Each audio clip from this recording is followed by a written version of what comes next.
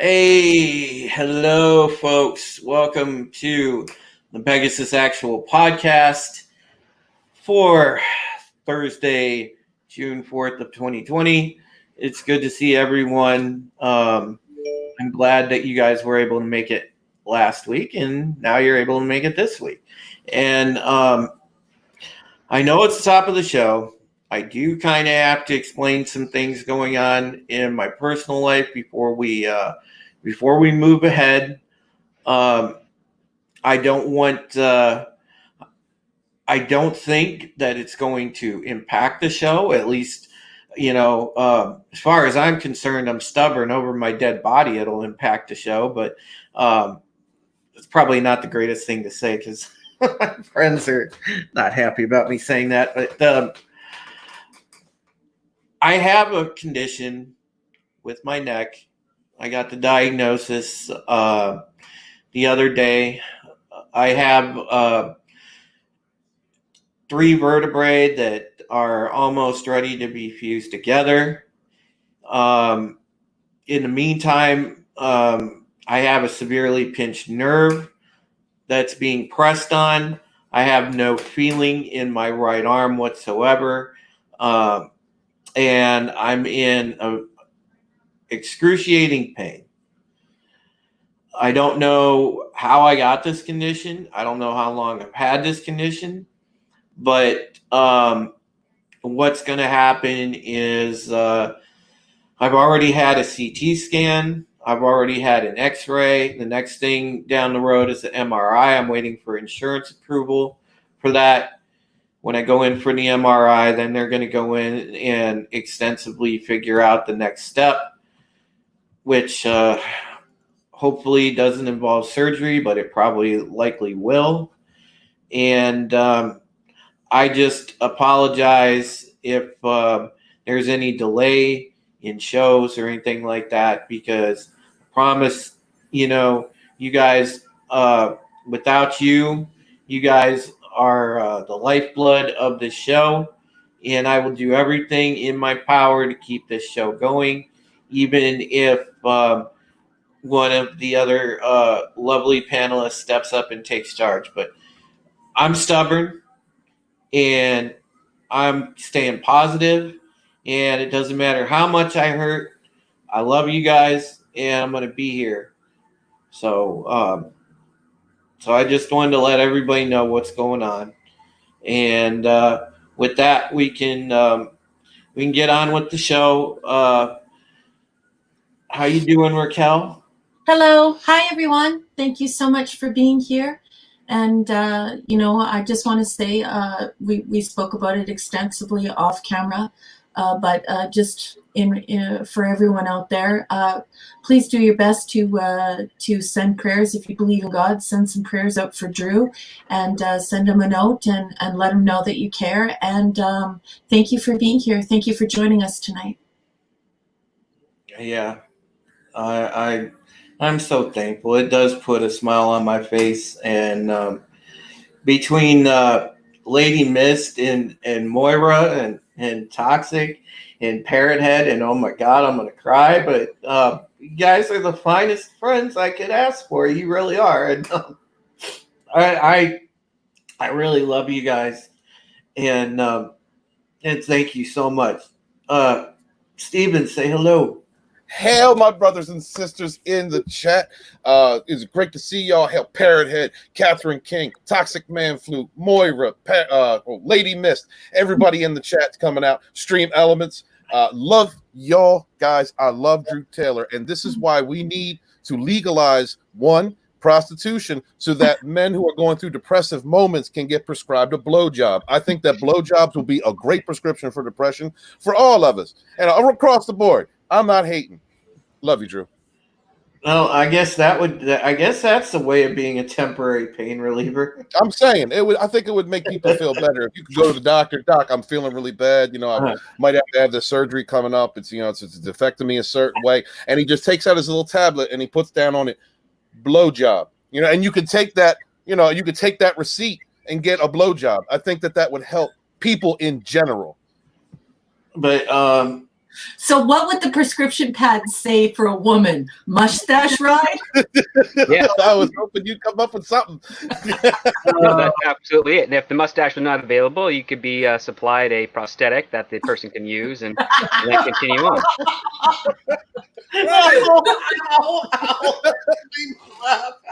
We're going to kill Drew. Well, laughter will actually be, it will be a little bit painful, but it'll also release some endorphins, which will actually help you out for the rest So of the we're night. talking about like what, feather tickling, what is was that what we're talking about? Sure. Okay, all right. We can see some swelling. We need to get some the swelling. This is so awesome because I'm just so happy to be around my friends right now. This is really, really, really what I needed. Coming on the heels of this flooding thing, this really was the last thing you would think of. It hit me completely out of left field, but like I said, I'll fight through adversity no matter what, and it's just another thing to beat. Yeah. So Here. that's right. You will overcome this, and you just take the pain and everything you face. Just take it one day at a time. You will overcome this. You're strong. You're a fighter. Don't get overwhelmed, and don't be sad or feel depressed or even feel afraid. Just deal with what's in front of you day by day, one step at a time, one foot in front of the other, and we'll all be here for you, Drew. Absolutely. Hell to that, Drew, man. Just keep going. We all got trials and tribulations we got to go through. And that makes us stronger, brother. That makes us stronger when we defeat these adversarial events in our lives. Just have faith in yourself. Keep pushing forward. And remember that your dick is so legendary, it's a hashtag on Twitter. All right? Hail, brother. Not only that, think about how good your parents are, that you're strong enough to persevere through this and hold your head high, knowing that you can make yourself better by taking the necessary precautions and responsibility to do what's best for your health and for your family by actually saying, oh, I'm not going to shrug this pain off. I'm going to go see a doctor. Right. Yeah. Because I know a lot of people older than you that'll just shrug it off. And then all of a sudden, like a few months later, they find out they're going to have to lose like an arm or something because they didn't decide to get checked out. No, I knew something was wrong, man. As soon as I had that nerve pain, SD, and I couldn't feel my right arm, I was like, yeah, I know something's wrong. Toxic Man Flu understands Drew. He understands. Drew hurt his neck dragging around his manhood all these years. Pop that up, please. Right. Can we marquee that, please? That's a legendary moment in this show. Oh man. Thank you, Toxic. So nice to see Kronos in the house. I see Kronos just came in. And Moira, I know you'll probably reach out later, so I'm glad that you're here. And Lady Miss, thank you for your well wishes. And I've talked to Tox a little bit on and off. He's been really awesome. And Parrot Head, thank you, and Kat, thank you. You guys are really great. So one of the best chats on YouTube, brother. Yeah. One of the best people come here. I love seeing them. Agreed. Let's let me get moving on with the show. So tonight, guys, we're talking about the episode season 2, episode 6. This is home part 1, and we'll go ahead and kick it off. So Raquel, if you want to lead us in, please. Okay, I'm going to take you guys to the credits. All right, let's dig in, everyone.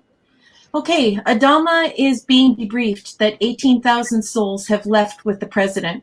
Duala starts rattling off the numbers of people. Adama tells her he isn't interested in religious fanatics or terrorists and points the conversation to the loss of resources. The colonel pipes up that it's a third of the fleet, and he's so panicked you half expect his voice to crack. He calms down and starts complaining a little more rationally until he mentions family, and Adama touches his shoulder and quietly says, "Don't talk to me about family." Then we cut to the Astral Queen in orbit on Cobalt. The quorum is in a heated discussion about Lee's allegiances. It's a big, fat, paranoid argument over whether or not Galactica will let them go, like actually let them go. They argue over their next move. Just then, Meyer, played by one of the ultimate TV bad guys of his generation, James Raymar, comes in and whispers in Zarek's ear. Rosalind keeps talking to the quorum, and Meyer and Zarek quietly leave the meeting. Then we cut to Meyer and Zarek over Adratus discussing shooting down a scout ship. Rosalind comes in to question them. Kara interrupts the debate by identifying herself over radio. Everyone is incredibly relieved. We cut to Kara boarding the Astral Queen to a welcoming party. Lee jumps forward. They embrace. He passionately kisses her. Kara ejects, "Nice to see you too, Captain." As they exchange pleasantries and Rosalind approaches, Sharon comes around the corner. Lee trips out in a PTSD flashback. He grabs Sharon, slams her, or it, into a wall and jams a gun into Sharon's cheek. Kara jumps in, shouting, "She's with us!" Hilo appears at Lee's back with a gun drawn, telling Lee to lower his weapon. It's a stalemate, and we cut to the opening credits. Yes. Thoughts? Well, I think the whole point of the episode is pretty much set right there. Again, what they usually do on this show. The two families that have separated that are completely dysfunctional. Mm-hmm. You have Adama just being the strong, obstinate patriarch on his side, and he's saying, I want to know what we've lost. And Dwala starts rattling off the numbers, and then he replies, I'm not talking about the people that ran off with a fanatic. I'm talking about what we've lost. And immediately it goes to the concerns of what types of ships. The mention of the mining vessel, and Ty, we can't afford to lose another one of those. And that's really his mindset. And then you have Rosalind, the matriarch, the obstinate matriarch on the other side. Lee's defending himself because they're worried about him being, Adama's son. She puts her foot down and insists, nope, this is my boy. I have full confidence in him. And then you begin hearing the different different ideas that are coming out of the debate within the quorum. It started off with whether or not Lee's character was a person to be trusted because of who he's related to. Immediately goes into Zarek wanting to arm the civilian ships, prepare for war. He's a very military-minded man, very, very masculine attribute. And then Lee just speaks up and tells them all, look, if you're thinking at all about defending yourself from Galactica, that's suicide. A lot of different ideas, perspectives coming to the table, which I attribute myself to as a feminine aspect. So you've got the patriarch and the matriarch and they're handling the situation. Then you have that mother aspect of the matriarch when Sharon comes on and Lee goes to that moment, puts the gun to her face, and Hilo's being Hilo puts his gun to his neck, and Rosalind lies. Rosalind lies to get everyone into safety. Does whatever she has to do to diffuse the situation. Lies to Hilo and says, well, we'll just put her in the brig and everything will be fine. And the moment his gun was down and he was disarmed, throw it out the airlock, just like a mother hen. I'm not taking the chance of this wolf killing any of my fellow chickens. I guess that's a good way to say it. I also appreciate the consistency that Hilo has no idea that Rosalind is like the president of the colonies at this point. Yeah. Very well played. Yeah. Hilo has no idea. So we're playing catch up too with a lot of these characters. The kiss between Lee and Kara is just that's what I'm talking about right here. That's pretty intense. There are some big relationship bombs that get thrown here. I mean, more than just mom and dad are fighting, because that's clearly what's happening here. This is a trial separation right now. Yeah, mom and dad might get divorced. This is a trial separation, and then also we have these overtures happening between Kara and Lee, and I think Lee the lights are finally on upstairs. He's finally realized what his feelings are, and that he's going to have to manifest them in real life, or he may lose her. Yeah, well put. So I guess that's good enough for now, because there's a lot you can read into this throughout the entire episode. Yeah, it's about to roll out. Any other thoughts on this pre-credit action, Drew, SD? Pre-credits, not so much. I usually just kind of wait to get in the story because pre-credits are always usually the recap type of deal. You betcha. Drew, what did you think of I keep forgetting her name, the priestess? Reminding everyone that the return to Kobol will, the scripture says they will. Yeah, exactly. There's a demon that would aid their return. Yeah. Yeah. Well, the cost in blood, that there's the people are going to die. Oh yeah. Yeah, and that goes back to the legend of Kobol, because what happened there before, there was a great a lot of fighting or whatever, some kind of conflict that caused a lot of death, and that's and that was the legend that she was alluding to for Kobol, and she basically said, yeah, it's just I think she almost, to me, it almost was like she was talking about it being cursed. Well, it is. What was the The inclination? cycle of the ages, right? That's what Kobol keeps doing. Is it keeps going through the cycle of the ages, where we have this this Olympus, and then we go through these periods, and so it's also setting up the show to be this story keeps happening again and again, right? So it's returning to that idea, which keeps it really nice and tidy, right? It does. It also does another thing, because we for those that are watching the show for the first time, we're not getting a whole lot of lore with regards to what Kobol is, but what we are getting is that there was a conflict, and as a result of that conflict, 13 colonies fled the planet and created the colonies that we now recognize, and now this new conflict has united them again together to return to Kobol to find their new home. And that's your simple cyclical story that we're having here. And the only difference being is that instead, the goal for the survivors is to find one planet, as opposed to separating into 12, that which happened originally. So that's the first change with regards to what's going on. But it might actually just be more of them repeating, just creating a new Kobol for them again later, for after what happens on Earth. They'll separate to another 12 colonies, have their conflicts, have their alliances, and then we're not getting a full circle here, but we're getting like the first big step before we go on that journey, before it becomes a complete repetitive state.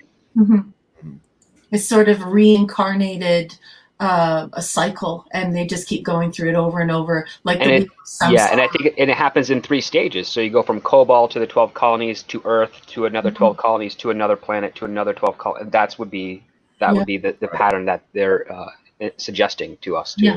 I'd also like to address a serious accusation in the chat here. And I need to talk to Drew about this. Pluto isn't covered in ice; it's covered in Drew's spunk. That's some range, sir. Parrot that head. is some range. Oh wow! Parrot head. Parrot head said that. Oh, Parrot head, y'all need Jesus. So is that how that meteor that was headed towards Earth got deflected and is not going to hit us anymore? Yes, that is what happened. You got intercepted by Drew, and the remaining stuff hit Pluto. Yeah, I'm redirecting it. He redirected it. That's how he hurt his neck, and I think we should all really take a knee, and thank Drew. Beware the Drew. And big shout out, by the way, to DJ Odyssey. Good to see you, buddy. Glad you made it. Yeah, DJ said he's not feeling good, brother. He's laying down, and listening. Hope you feel better, man. Yeah. Odyssey, I've talked to Odyssey a little bit. He and I are actually kind of going through a similar thing. So I hope you feel better too, buddy. So, all right, let's move on to the next part, Raquel. Okay, so then we cut back right after the credits to the stalemate. The president orders all guns down, asks who Hilo is, and says Sharon will go unharmed to a holding cell. Hilo I'm sorry, agreed. I jumped ahead. I'm sorry, Raquel. I didn't mean to. Oh, no, that's okay. Don't worry about it. We're just doing it scene by scene, and if you jump a little ahead, it doesn't matter. Okay. So Hilo agrees. There's some verbal pissing and spitting between Lee and Hilo, and everyone lowers their weapons. As soon as the weapons are lowered, the president orders the Sharon unit to be put out the airlock. Hilo goes ballistic. Lee announces, one of those things put 2 rounds into my father's chest. Everyone is gobsmacked. Kara yells, Adama was shot. Lee debriefs them on the catastrophes in their absence. Hilo pleads for the Sharon unit's life. The Sharon unit is begging and struggling. She yells to Rosalind, I know how to find the tomb of Athena, do you? Kara hands Rosalind the arrow as the Sharon unit is dragged away. Rosalind pauses and tells them to wait with regard to spacing the Sharon unit. She pushes the arrow back to Kara and asks to speak to the Sharon unit in private. Rosalind walks away with Zarek, and Lee looks at Kara and thanks her for bringing in the trash. Any thoughts? Good setup to conflict and the back and forth. Yeah, as a writer, I immediately thought the same thing that you thought about this scene, and that is that there was so much a great maintenance of continuity here. I thought there were lots of really great moves here where we were hearing the president go, who the hell is that? And Hilo needing to know what was going on, and Kara not being in the loop, and there were no assumptions made. It was fleshed out in front of everyone, and that's more of that really good writing. And it was done through brevity. It wasn't done through like boring exposition. It was it was folded into a situation of conflict, which was basically Sharon's life on the line. The other part too is that this entire scene sets up a very, very simple plot for Rosalind and her crew, which is find the tomb of Athena. So we have no confusion as to what the heck is going to be going on with them. We know their goal. So now it's just let's have some fun with the character conflict so that Rosalind can achieve her goal while Sharon can maintain her life. Essentially, she needs to feel, she needs to be important to her in some way, and the fact that she can kind of quote the scripture is a nice little foreshadowing for this episode. Yeah, for sure. Anybody else? No, I think that's pretty well covered. Yeah, it's really good. Okay, so then we cut to Adama and Ty going over the personnel records to pick a new captain to replace Lee. Birch comes in and the old man gives Birch the CAG. They congratulate him. Birch compliments Adama on his son as a man and a leader. Adama tries to wax philosophical, but his voice cuts when his eyes land on a picture of his sons. He continues and says Galactica is a family. Every bit is precious to him. We know this is horse hockey, but his affirmation of commitment to his duty is professional and gentlemanly. He dismisses Birch. Ty gives him the gears for the unnecessary jawing over the promotion. Ty bitches about Adama's choice. Adama defends his choice. Ty relents and leaves. Adama is left to cracking nuts in his fist to ease his pent-up aggression. Any thoughts on this scene? Absolutely, I have thoughts on this scene. Again, the patriarch is sitting there being stubborn, breaking his own nuts. Yeah, that's what I thought. He's busting nuts. He's breaking his own balls right now. And he's not eating the gooey inside. Yeah. He's just busting them. He's just busting them to bust them. That's right. It's just breaking his own balls. He's being stubborn. He's being that stubborn dad that is going to push through anything, that won't go see a doctor when they're in pain, that won't listen to any other source than his own gut. And his gut is telling him that the best way to keep this fleet together is to just keep going forward. You go by the book, be the commander, lead. And he's not really taking into consideration anyone else's feelings. He's very stoic at this point because of all the pain. He's numb because of all the pain that he's gone through with his own kids. I mean, even when he's talking with Ty, going over the reports, he didn't even inform Ty of his decision. He just wanted to see, because he doesn't care. I just wanted to see what you would say. No, you don't care. You're breaking your own balls. And when Ty says there's not another Apollo in this bunch, when Lieutenant, what was his name? I'm sorry. Birch. When Birch walks in, right, this greenhorn comes in, and he gives this greenhorn the CAG, because he is loyal. His view is completely constricted, very myopic, and everything is a decision by step. And so he is looking not at ability, He is looking at who is loyal. That is it. He only wants to hear voices that confirm his echo chamber. He's reactive to his tragedy. That's what it is. Right. Yeah. Right. Yeah. And he's so, in essence, this scene to me just is so wonderful in the way that it was designed, because we see the patriarch of the family being a stubborn old man, doing what he knows works, what has worked for him in the past, continuing that tradition, at the same time not confronting his own internal conflict, and yet breaking his nuts. Yeah, well, the thing is that I do have to say here, though, as an author and as a person who lived in a Greek family for nearly 2 decades, is that this was an incredibly clever thing to do with the walnuts, because we actually make baklava out of walnuts, and it's tradition to smash the walnuts and take the walnuts out and make baklava. You simply don't go to the store and buy walnuts. So the fact that it was used as a metaphor, and that it is so close to the Greek culture, I thought was just, I have to say it, and I'm not prone to hyperbole, but this is such a good turn of a phrase. I thought it was a stroke of genius.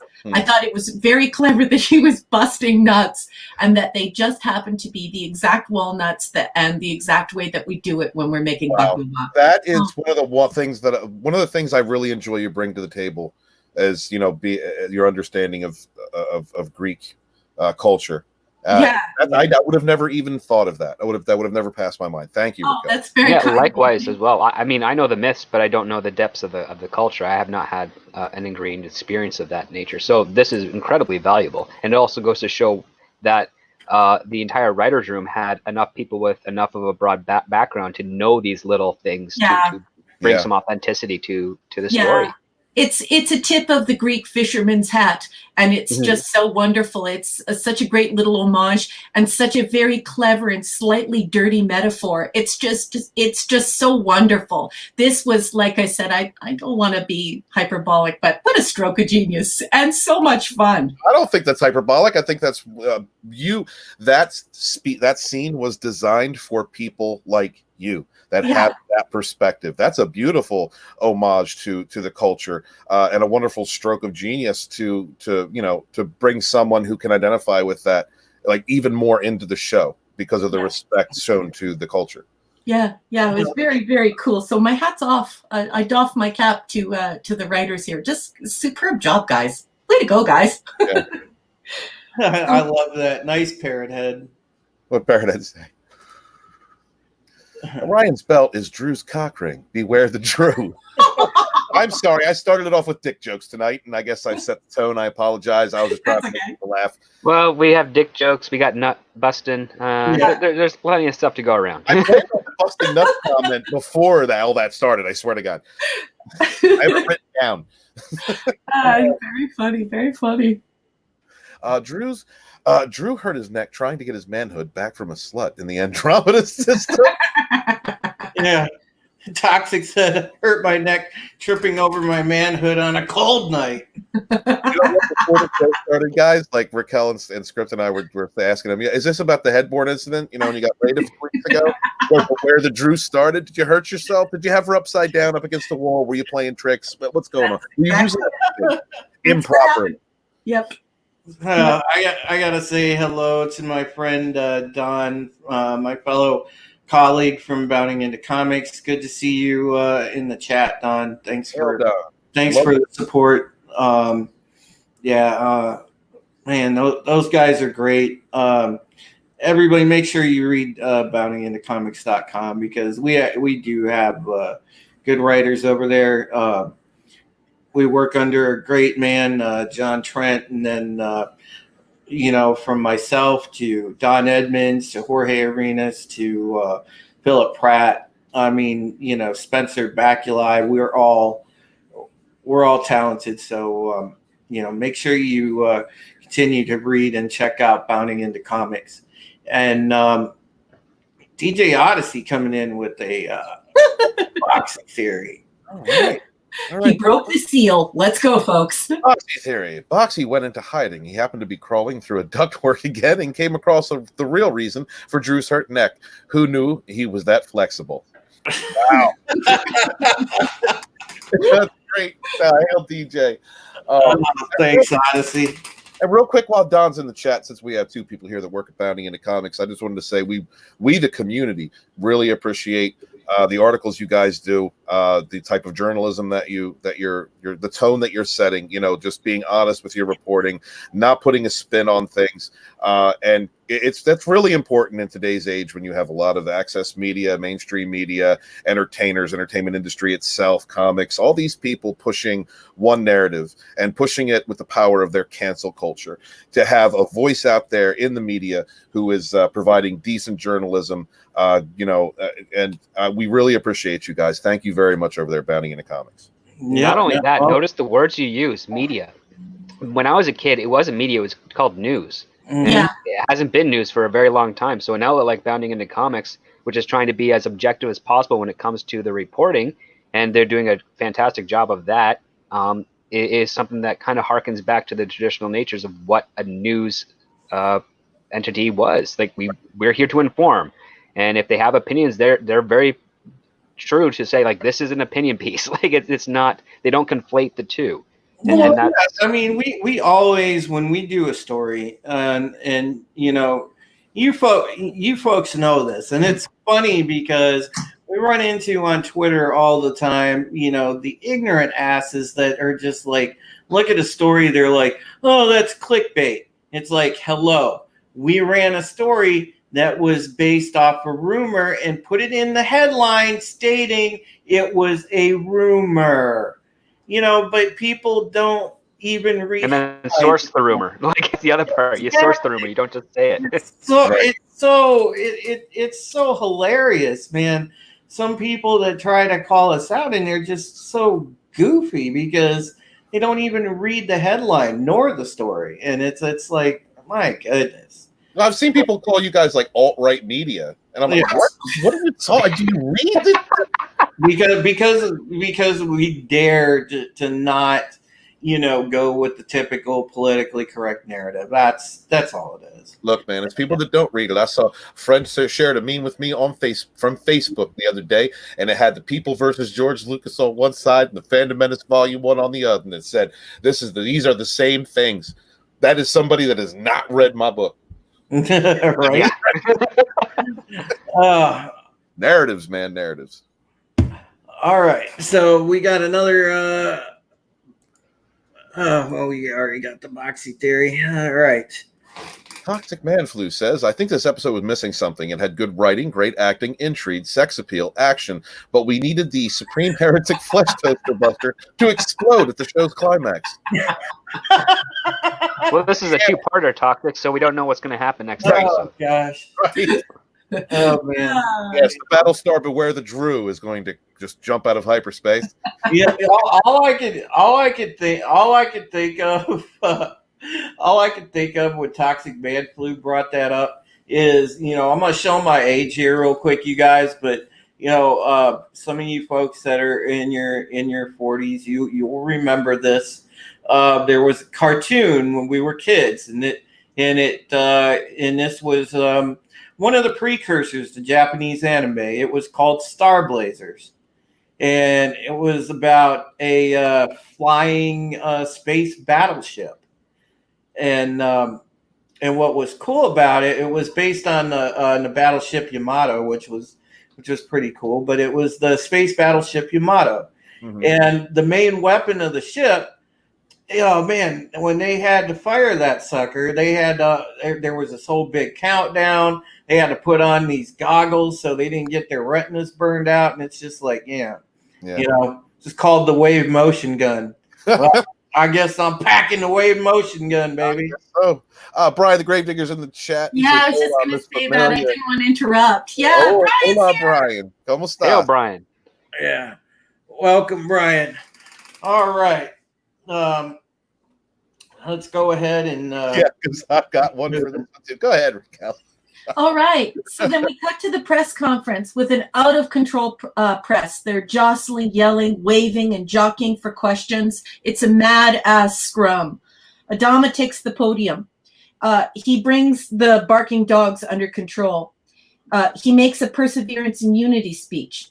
He takes questions. Adama says Rosalind isn't president anymore. The reporter presses. Adama returns to the idea that saving the fleet is his job number one, and everyone is replaceable. Another reporter shouts to Adama to respond to the rumor that there is no Earth. Adama says that freedom of the press is limited by slander and is punishable under the law. Tai, who played Kim Jong-tai with them for a little while, knows where this is going, so he cuts the press conference off, leading Adama out by the elbow and totally pissing him off royally. Tai tells the old man to calm down. They commiserate over how difficult the press is, how Rosalind had such an easy command of it all under the watchful, and this is all under the watchful eye of Gaius, sucking on a cigarette and looking shifty. Six is there. Gaius begins talking about his fellow humans through the metaphor of spawning fish. Six is delighted by this. Gaius says he sees Cylons everywhere and wonders who the 8 are. Gaius questions her pronoun use, and he starts questioning his own identity. She speaks to him as if he isn't human, and says that human beings are masters of their own self-destruction. And just the way that the cadence falls on self-destruction, I literally just started singing Metallica, Master of you know what I mean? So there was that. And I also found the whole like nominative and objective pronoun use really freaky, the whole they versus us. Right. And, yeah. Thoughts on this one, guys? It's an exposition dump. It is. It's a big old exposition dump. It's well done and it's brief, but yeah, like this, we don't see Gaius again for the rest of the episode, and this is all just here just to sort of reinforce the tension that's going on with the Galactica side of the fleet versus what's going on Rosalind's side, where the Galactica doesn't really have, like, Adama doesn't even know what he's going to do next. He just knows to push forward. Where Rosalind's got a clear goal, which is, find Earth through finding the Temple of Athena, or the Tomb of Athena. So what we're seeing here is just, okay, for those that came in late, this is what's going on, and here's Gaius telling you how it is. Yeah. And yeah, it's just, it's nice, it's interesting. You don't really need it for this episode, but it's there. So I sort of felt like it was also a political statement on the press, and at this point, like really post Princess Diana, we realized that the press has really gotten out of control, and just the way that they act like an insane pack of wild dogs here. They're like hyenas. The motivation isn't for the truth; it's for the attention. Well, that's exactly it. And I don't know. It's just so funny that this show showed so much insight even at that point. And could you imagine how the writers would have felt about the press at this point, where it's just turned into like a circus? It's just, you look at that press in that little room and you see the way that they're behaving, and it's appalling. At least I'm appalled. I think that it's important to press for information. I think it's important to challenge the things that are said to you. But this is really what's happening with our press these days.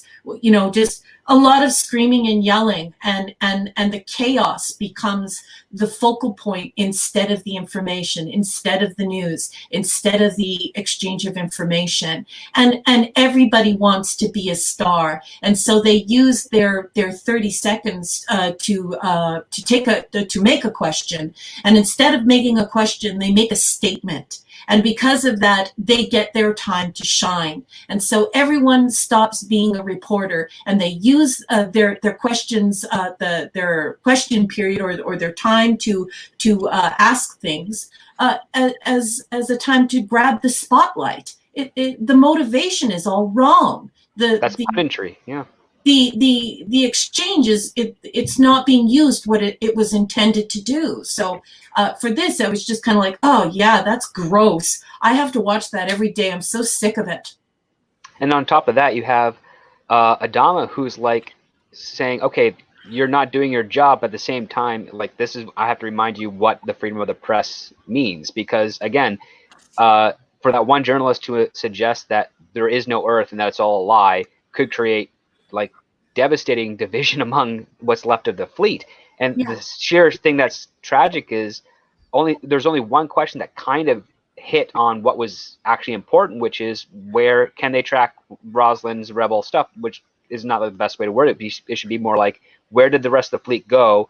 Are we going to help them? What is the situation with that? Like, she's using words specifically to garner a specific response by calling it a rebellion. Yeah, because that's basically leading the narrative to what they already wrote ahead of schedule, as opposed to following the story and reporting on the facts. Yeah, and as a Canadian, you know, I really like the fact that this sort of feels like a Canadian wrote it, because we believe in the ultimate freedom of speech. But we also know that freedom of speech comes with some limitation, and not on the public at large, but on the fact that Canadian journalists have to really study Canadian law to know when they've overstepped. And you can't just make up preposterous claims or slander or defame people or start some big circus, because there are consequences here in Canada for that. So freedom of speech, yes. Freedom to abuse that power and start using it as propaganda. Yeah, it's basically the lack of responsibility for the freedom that they are responsible to maintain. Yes. It's exactly, because again, like, journalism was built on the concept of, we're going to report to you and earn your trust, and then once that trust is earned, it becomes ingrained into the society that it reports on. And as soon as one decides to betray that trust and gains either money or attention from it, then it starts to pollute the rest of the institutions that follow that coda. And you have we see now, where an access media, a mainstream media that is to entertain instead of inform. Yes. And it's just and we're seeing a nice shock and enrage. Yeah. And we're seeing its effects hit globally as a result of that abuse. Yeah, like the reporter who asks that question about whether or not there's Earth. In our time today, what would then happen is that reporter would make that their niche, their way of claiming their time in the spotlight, and so they would exploit that rumor and continue to press on it and to continue to talk about it ad nauseum, enraging people, making people feel paranoid, making people feel afraid, and they don't even know whether or not it's true. So it's maximum opinion, when in all actuality, as a journalist, you should be looking at the entire predicament that the fleet is in and asking rational questions about whether or not the fleet's going to get back together again, whether or not we have evidence for Earth. We should be looking at that instead of focusing on these rumors. So I found this scene very condemning of the poor behavior exhibited by some journalists. Yeah, and I mean, they deserve a flogging for it. I mean, it's not unlike the American media right now. Oh boy. Yeah. Wow. So beautiful insights from all of you. Totally went down a road that I did not travel down. But great. I love this panel. I love the minds on this panel. So for me, this was this scene, or the scenes, was showing our protagonist reacting to how static he is in an environment that is in opposition to his ideology. Everything from walking in after cracking his own nuts at his table, finding someone who is incompetent to a position of power only because he trusts his judge, his loyalty. He then walks in to speak to the people, to the reporters, with a limp dick. His mic doesn't work. His friend actually has to give him a pill in order to get it to work, and then he turns the mic on and he's able to speak. And he's very rigid. And again, we see that dad, a dad when we were kids, depending on how we grew up. But you have those moments where you're trying to tell your dad something. You're trying to tell your dad, look, the shed's on fire. But your dad is so stubborn or so busy or so occupied with something else in his mind that he's just like, not now, not now, not now. And that is the kind of patriarch we have leading this half of a broken family. And as he speaks, he is, again, we see him reaffirming that he's going to take the steps that he has defined that have worked before, the logical steps that he believes will continue the situation, not heal it, not fix any real problems, but only the mechanical problems, resupply, things like that, making sure that the ship is and the fleet is being taken care of with what it has. And then here we have a group of people, a media, who has had their government broken, who has had their president jailed, who has many people from broken families. Kids have been separated. Families have been separated, right? Entire systems of upheaval have happened just after they lost their home worlds and they were thrust into this situation with this armada. So you have a media that are basically speaking for the people at this moment. They're bringing up the rumor about there being no Earth because he has said that, and that was something that was being hidden. These are questions that are not only just being posed, but really answers that are being demanded. The one reporter saying, what about President Rosalind's rebellion, and him rebuking that, him rebuking that situation and saying, this is the fleet. This is what we have. This is what we have. Everybody here is loyal, very masculine attribute, very stubborn in the negative sense, very stubborn, obstinate, masculine attributes that he's displaying. So I really enjoy these past two scenes and how they have showed how his static personality, his static position in this, among the moving parts around him, even his own best friend. All right, he is willing to put things at risk. He doesn't want any input, even from his own best friend. He's willing to put the fleet at risk by putting a greenhorn in position of CAG. He's not willing to speak to the people, to the press, who represent the people at this point and are justifiably upset, given all of the stress that these cultures have been smashed together and put through over the last how many weeks. And so then we move on to Gaius and Six, and that's the only scene we get from them.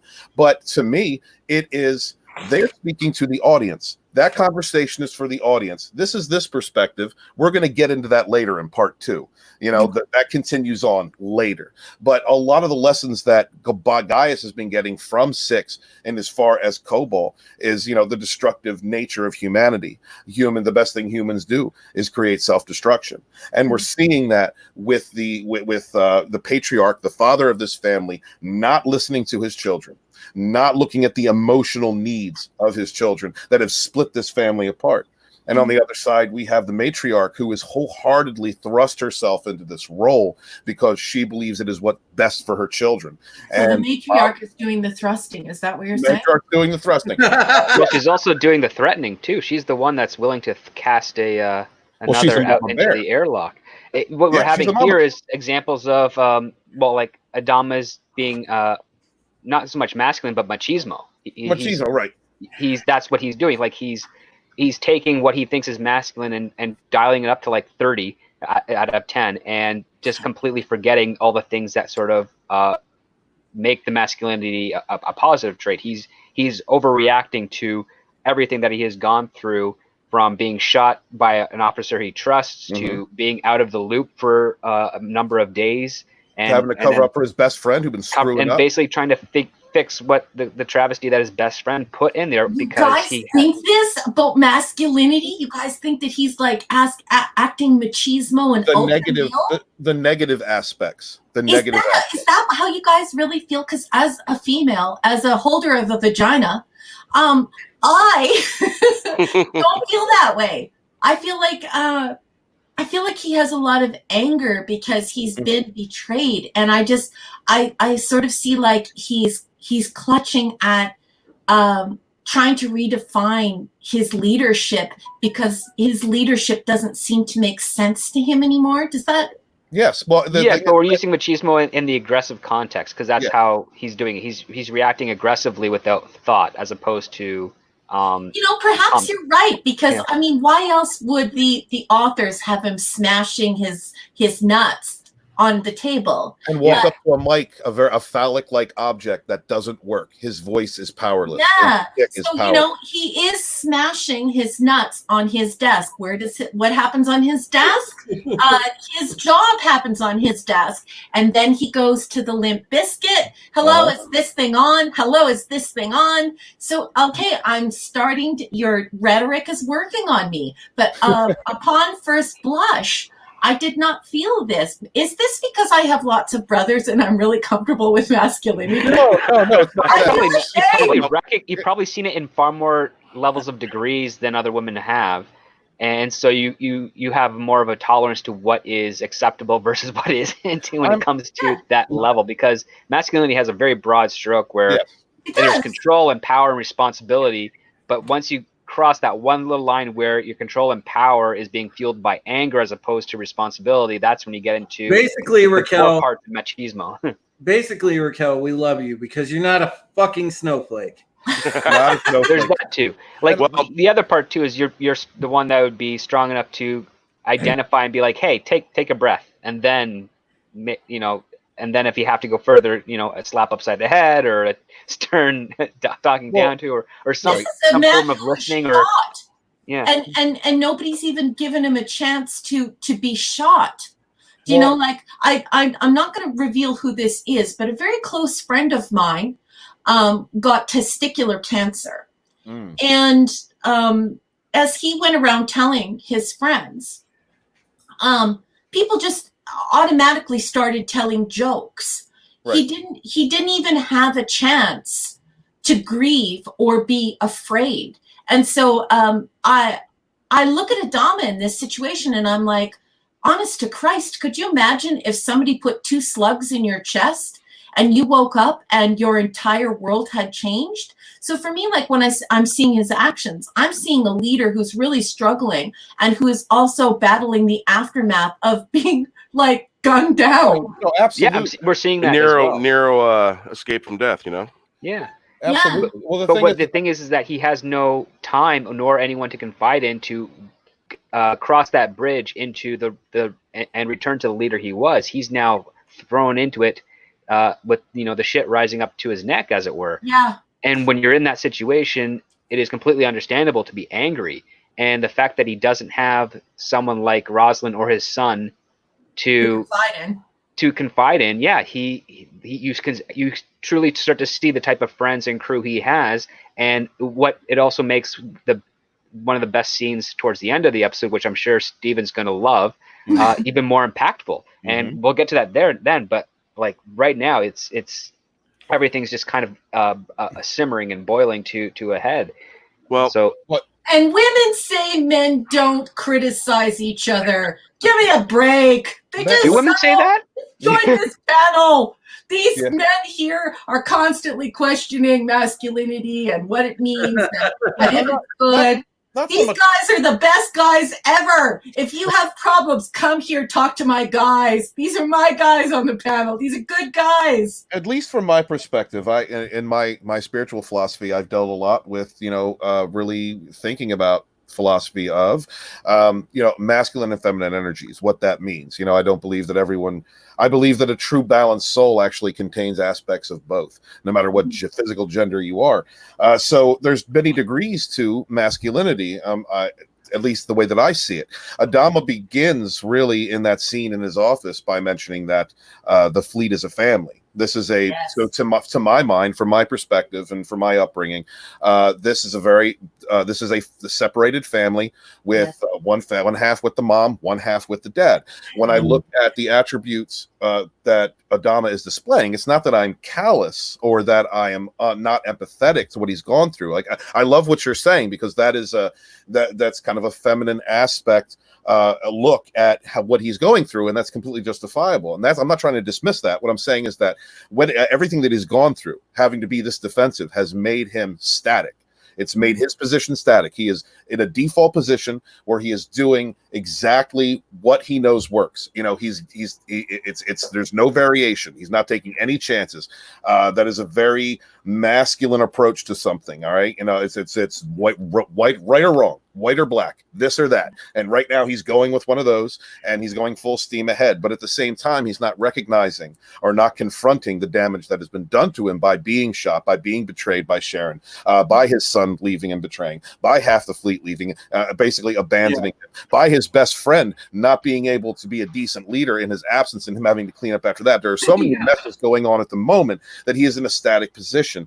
And when men are confronted with those types of scenarios, those types of situations, a negative reaction is to close yourself off, wall yourself off completely, and bull ahead.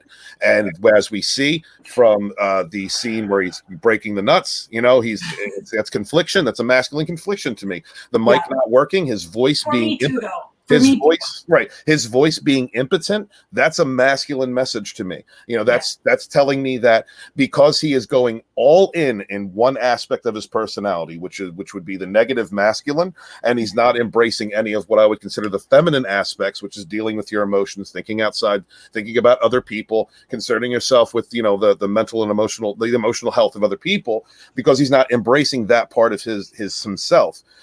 He has trapped himself in this box where he is both powerless and feigning to be strong. Mm-hmm. Interesting. I just think it's very interesting that you guys would criticize masculinity and the fact that it can be used as a negative force.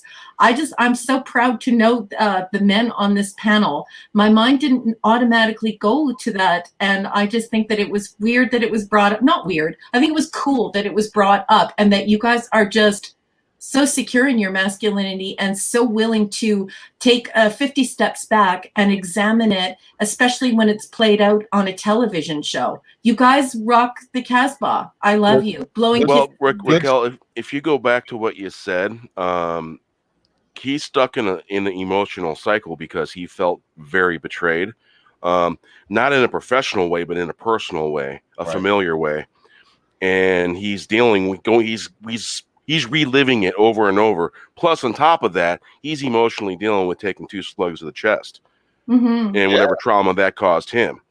And so he's bouncing this around. The XO's trying to micromanage things in the background, and you can see the wheels in the XO's mind spinning. Right, you can see the steam coming off his head because he's like, "Man, I don't know if I can handle more of this." Oh, yeah. Yeah, and some men won't admit it, Bear. Some men won't admit when they need help, right? Yeah. But and that's the most masculine thing you can do is to admit that maybe you need some help. Absolutely. But at the same time, the same man that won't admit he needs help knows that he needs help. And that best friend that is like, all right, this guy's too proud to admit it and just does it, like that is your boy. You know, that is the one you can count on, that, you know, even if you are walled up and you're so defensive that you can't admit a weakness and you can't admit failure, you can't admit that you need help, that that is your best friend. He's going to back you up, back your play, and do his best in your stead. His best friend didn't do that. Yeah, but his son would have. And that just goes back to how strong of a character Adama would be, because he did right by raising his boy. Right. And the fact that they're now divided, he's now having all these doubts about how he got to this point. And because he doesn't have that trusting voice, you know, by his side in Ty, because Ty is basically a buffoon in a position of power who may know his stuff by the book, but when push comes to shove, he's not able to follow through as a leader should. Ty is just about every bit of toxic masculinity you could possibly have. Yeah, he is machismo in all the negative aspects. Every negative, it's not cigarette smoke smell and the whiskey smell comes. Yeah, like it's not the aggression to defend the people you care about, which is part of machismo. It's the aggression to attack, which is the insecurity aspect of machismo. So that's where Ty is, because what was his first thing? Boom, we're taking the president out of office, we're throwing him under the brig, we're declaring martial law. That's an attack, right? And Adama would not have gone to that level. And Ty even says it in the previous episode. Adama wouldn't go there, but what happens? He goes there, and because he's not a leader. He is the worst type of appointee you can have. A little bit of a nepotism type. Yeah. At the same time, though. Guys. What a great panel. Thank you so much for talking about that. I think it's great. I to be quite honest with you, I would like it if in society we had more men talking about what it is to be a man, what it's like to have the pressure of being a man, of being a leader, the pressures surrounding the ideas of what it's like to be a man. And I just think that this conversation was so cool. Thank you. Well, we have an absence of role models for almost 20 years in our media. So yeah, it's a little tricky. Yeah. Yeah, it is. It's like no one even talks about it anymore, and it seems as though men aren't even allowed to talk about it anymore. So, just really refreshing to hear such honest and sincere and wonderful dialogue on a really, really cool issue. This is what happens when a man gets backed into a corner and he's going to exhibit hyper masculinity. You guys are just amazing. Thank you so much. Thank you, sweetheart. Did we get the boxy theory? Oh no, I'm sorry. DJ Odyssey, Boxy theory. Baltar wasn't seen the rest of the episode because he was hunting down Boxy through the ductwork, looking for his cut of the qubits from Boxy's video sales. Oh, God. I think Baltar crawling through the vents would be below him. Yeah. I think so too. I think you'd pay for someone to go after Boxy to get his Odyssey stuff. gave you a compliment, Raquel. He's like, I'm not sure I can listen to this tonight. Raquel's discussion tonight, or no comment. It's turned Too into sexy? Sorry, DJ. I love you. it's turned into a pants off stream, isn't it? Oh boy. Sorry, DJ, I love you, man. You're the greatest. You're a very sweet person. So, welcome on into to Bear. I'm glad that Bear showed up. Thank you, man. Well, cottonwoods, they're shooting off their cottons, and let me tell you, that's not liking me at all. Sorry to hear that, brother. Do you take some meds? Well, yeah, I did. I'm very meted up. All right. Is it the good kind? Yeah, it's the stuff that helps you breathe. Yeah, good shit. So basically, about a week ago, the 1-a-day allergy medicine. Oh, yeah. You're supposed to take that every day. Yeah. And if you don't, that's basically what happened with me. Hey. I didn't start taking it a week ago when I first seen that first cotton fly. Hey, it's nice to see Culture Casino. Awesome, man. Hail culture. Hail Culture. Welcome. Hail Culture Casino. And Could we please marquee the Toxic Man Flu's comment right underneath that? What a clever thing to say. Is this a nod to the Ark? Very cool. I love that. How big was the Galactica? 30 cubits by 40 cubits by 100 cubics? Nice. What's a cubic? Sorry. money. Sorry. It's a a very play busy because day. cubics is the measurement. It's like an old type of measurement Oh, system. oh. Cubits Yeah. is the currency. Oh, Oh, is it? Egyptian Yeah. measurement. Oh, okay. Because I'm thinking that it reminds me of the Ark when you're Yes. describing the Ark. Yeah. Yeah. Same type of measurements, yes. Yeah. Very cool. Very cool. Yeah. Yeah, but I Didn't can't Kelso remember what use the similar dimensions of measurements in cubic was. Egypt. Well, the Egyptian culture was a it's a multi-racial It's really culture. mathematical, yeah. Yeah. Yeah. I mean, depending Did on they also I use don't cubits know. as measurements? I don't know what Odyssey means by this, Raquel, but I guess. Oh, he has a peacock suit and it is hysterical. what? Yeah, he has a peacock onesie and it's hysterical. He's got other onesies too. Yeah, he has some pretty funny onesies. DJ is a very, very funny and very sweet person who loves to poke fun at himself, and he'll just show up on a stream and he has this deadpan humor, and he's just a very delightful person. Blame drunk 3PO for this onesie shit. That people are getting onesies and screaming in onesie. That's drunk stuff. The dark when the onesie council happened a few weeks ago, I knew it was going to happen because of the black dude co-side to it. It's automatically cool, right, DJ? Well, I saw DJ in onesies like back in October. Odyssey's been Oh my God, you've been ahead of the curve, Jesus! Yeah, Did you infect 3PO, DJ?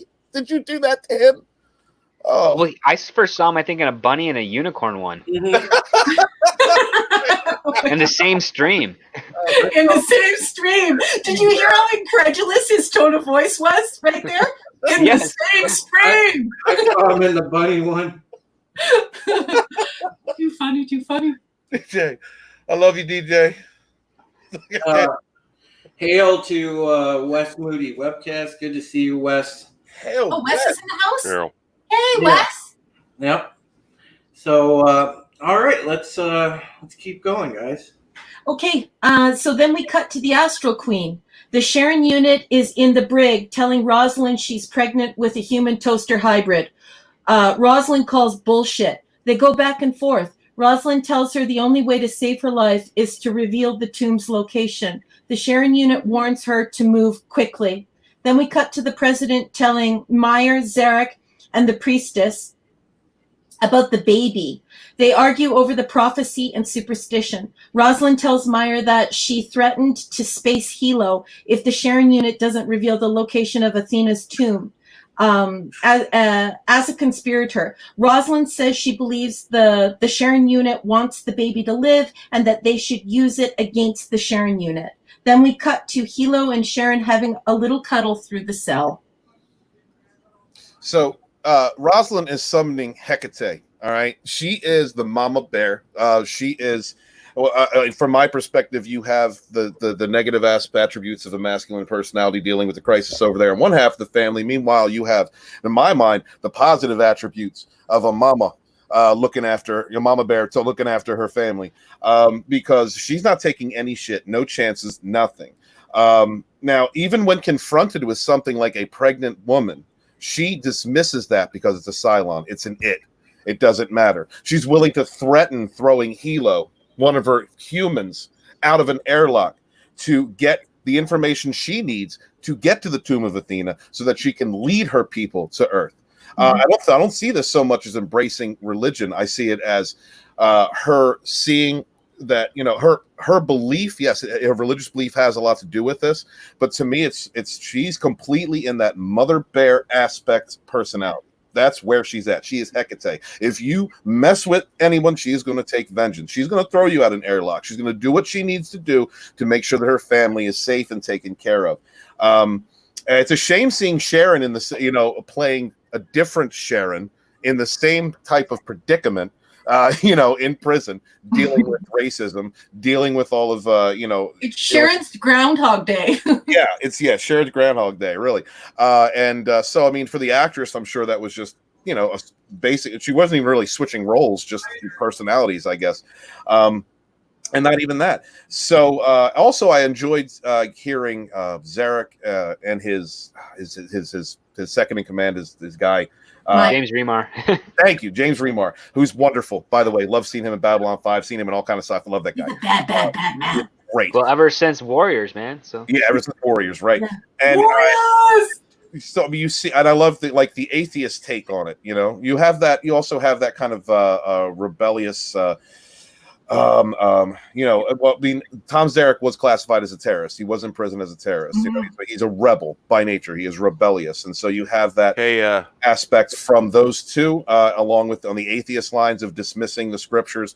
Very good, nice way to drop that in there for that perspective for people who, you know, aren't religious or who may see themselves through an atheist-like character. But in the end, just to sum up, this whole beginning of this show, and really throughout the entire show, shows me the negative aspects of dad and the positive aspects of mom.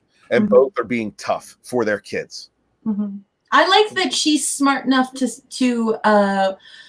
say out loud that she's not fooled or swayed by pregnancy, that she's not fooled by the software. I find that so much of our TV today is so simplified as to become annoying. And you can't help but think like a writer. You can't help but think like an editor. You can't help but think like a script, especially a script doctor. You can't have because you're just like, oh my God, is she really falling for this? And I loved that in this scene, once again, Battlestar Galactica shows me why I love it so much, no matter how many times I revisit it. It is smart TV. You're like, oh, okay, yeah, Rosalind is onto her. She is going to pragmatically decide exactly how to deal with this toaster. She's not fooled by this software. She's not going to let her weaknesses interfere with her decision making. This is smart television. And because of that, it allows you to be within the text and enjoying the story instead of going, oh God, not this crap. But notice the reflection that Rosalind has with regards to Adama. He's pent up on the inside trying to maintain order and control, and she is vocal about maintaining order and control and doing so by weaponizing her own compassion. She's totally, like, she's not being very nurturing or feminine, but she's just going above and beyond, much like what she's overcompensating because she knows that she's in a vulnerable state, not just for herself, but for the people that she is trying to protect. And Adama is doing the exact same thing. And we're following these two and how they approach it. One is being a bit more collaborative, which would be Rosalind. She's being a bit more collaborative with the people she has, and Adama is being a bit more at arm's length. Yeah. And they're going on essentially the same path, and it just shows that a lot of things are in a good alignment between these two characters for this particular narrative. So I'm loving it because we're seeing them kind of be pushed to their limits. That's forcing them to be a little bit out of character, but we're seeing just enough of them to still recognize who they are. Yep. And we're making the characters smart enough that we get to stay in the story, and we're not annoyed by too simple of interactions where the dialogue is so base and the thought process of the characters so base that you decide to no longer believe in them. And so my hat's off to the writers here for allowing Rosalind to be intelligent and therefore keeping us engaged with the story and wanting more. Because in real life, someone would not just be fooled. They would sit down with people and collaboratively say, look, we're dealing with software here, advanced software that's trying to decide how it's going to deal with us. It wouldn't fall for a oh, it's pregnant. Yeah, no. Not only that, it doesn't do the thing where they make the enemy stupider intentionally than the hero so that the hero can easily be victorious. It's more like, let's have a tug of war here. Who's going to outwit the other? And that's where you get your tension, your drama, and your intrigue. Yeah. Did you say Jakku? Oh, I'm sorry. Go ahead. Genuine interaction between the characters. Yeah. Well, and take notes, any writers out there, or anybody who might be watching this in the future. This is, a lot of you guys in your industry scream about writing strong, independent female characters. This is a strong female character. So say we all. So say we all. So say we all. Yeah, because strength doesn't come from muscle. It comes from conviction and willing to make difficult choices. That's what strength is. Anyone can build muscle. Like, you can do it through steroids. You can do it through lots of working out and all sorts of other aspects. You can even use mechanical things to make you physically stronger. But strength of a character is internalized. It's from choices. It's integrity. Yes, it's perspective. It's all the things that you don't see on the outside. And that's the one thing. I've had to tell actors that, because I know lots of lady actors are like, oh, I want to play strong characters, and I ask them, well, what do you think is a strong character? It's like someone that beats people up. It's like, no, that's not a strong character. You're never going to get you get plenty of those roles, but you're never going to be considered playing a strong character. Yes. So yeah, and once they finally realize that being physically strong, but I also think that if you were to ask me as a person, not as an author or even as a teacher or a social scientist, what I believe is the strongest character trait any human being could have, I would say the pursuit of wisdom. And I don't think that it's something that you can actually ever achieve, but I would identify wisdom as the strongest character trait a human being could aspire to. So in that way, I completely agree with you, SD. Anybody can press a button. Anybody can pull a trigger. Anybody can go lift a rock. Right? Yeah. Anybody can do that. Anybody can do that. So yeah, I agree. Wonderful conversation. Yeah. I mean, wow, you guys are on fire tonight. I'm just sitting here marveling at the expertise. I made notes. That's my difference. Well, y'all are just on fire. You really are. So, I just, I find the tug of war kind of fascinating here because you're definitely going about it different ways. But even through the whole tug of war between Rosalind and Adama, you can just see that there's something there that's off, and I think they are realizing they're working through things right now, but they're realizing that they need each other to navigate this world that they're in. Yeah. They're also both stubborn. Like that SE said that thing about the trial separation. Sorry to interrupt you, Bear, because there's so much emotionally and intellectually and sexually going on between Adama and Rosalind. Mm-hmm. It's just I love what SD said, you know, like, oh, here comes a trial separation. And we know that it's going to be super scary, right? Because there's so much going on between these two people. Yeah. Sorry about the noise, guys. I got a thunderstorm running through. If you hear And it. they're both very stubborn folks. Oh yeah. Right. Well, They have a lot of conviction, Bear. this is a divorce. I've looked this episode to me felt like looking at a family. I mean, and that word is used, so I feel right in thinking that way. And so I see the dad's pissed, mom's pissed, the kids separated, and they are reacting according to that. You know, like when you go through a divorce, you know, I'm sorry, go ahead, but No. I was gonna say you were making a good point, Steven. Sorry, I kind of just out in the middle of that. I'm having a bit. They're reacting according to their parts. Yells, ow. Sorry about that. Little pain issues over here. that's right. We haven't gotten into the other man that wants to move in on the family yet. That part's coming. Yeah. That's Tom Zarek to me. Tom Zarek is trying to get with the wife. The wife ain't done grief over the husband. That's true. So then we cut to Myers saying this whole thing is a trap by the Cylons. Myers says, Meyer takes a swipe at Lee's command abilities. Rosalind corrects him and says Lee is, for all intents and purposes, second in command. We cut to Adama listening in on a Viper pilot asteroid target drill under Birch's command. Oh, God, so bad. There is extreme noise on the comm signal, and there is a mix-up. Kat is nearly killed by Hot Dog. Birch orders them back to Galactica. Do we want to talk about this scene or keep going? I think I referred to it as total disaster in my notes. No, there's a couple of things here, because how the scene is framed is that Hot Dog takes a shot and it doesn't do as well as it could, but Birch does the responsible thing as leader and says, hey, I think you can do better. Let's try that again, which is, a good part. Yeah. But then we get the interference with the comms, and Kat is misunderstanding what's going on, and then on top of that, Birch isn't clarifying what's being said when she makes her inquiry as to what's going on. Like, he's assuming everything's on there as opposed to asking himself, hey, why is this other pilot asking about the all clear when I'm not talking to her? Yeah, Right? that was a slip up on his leadership part, and he clearly slipped as a leader there because his brain should have been able to connect the two, but he's just so green.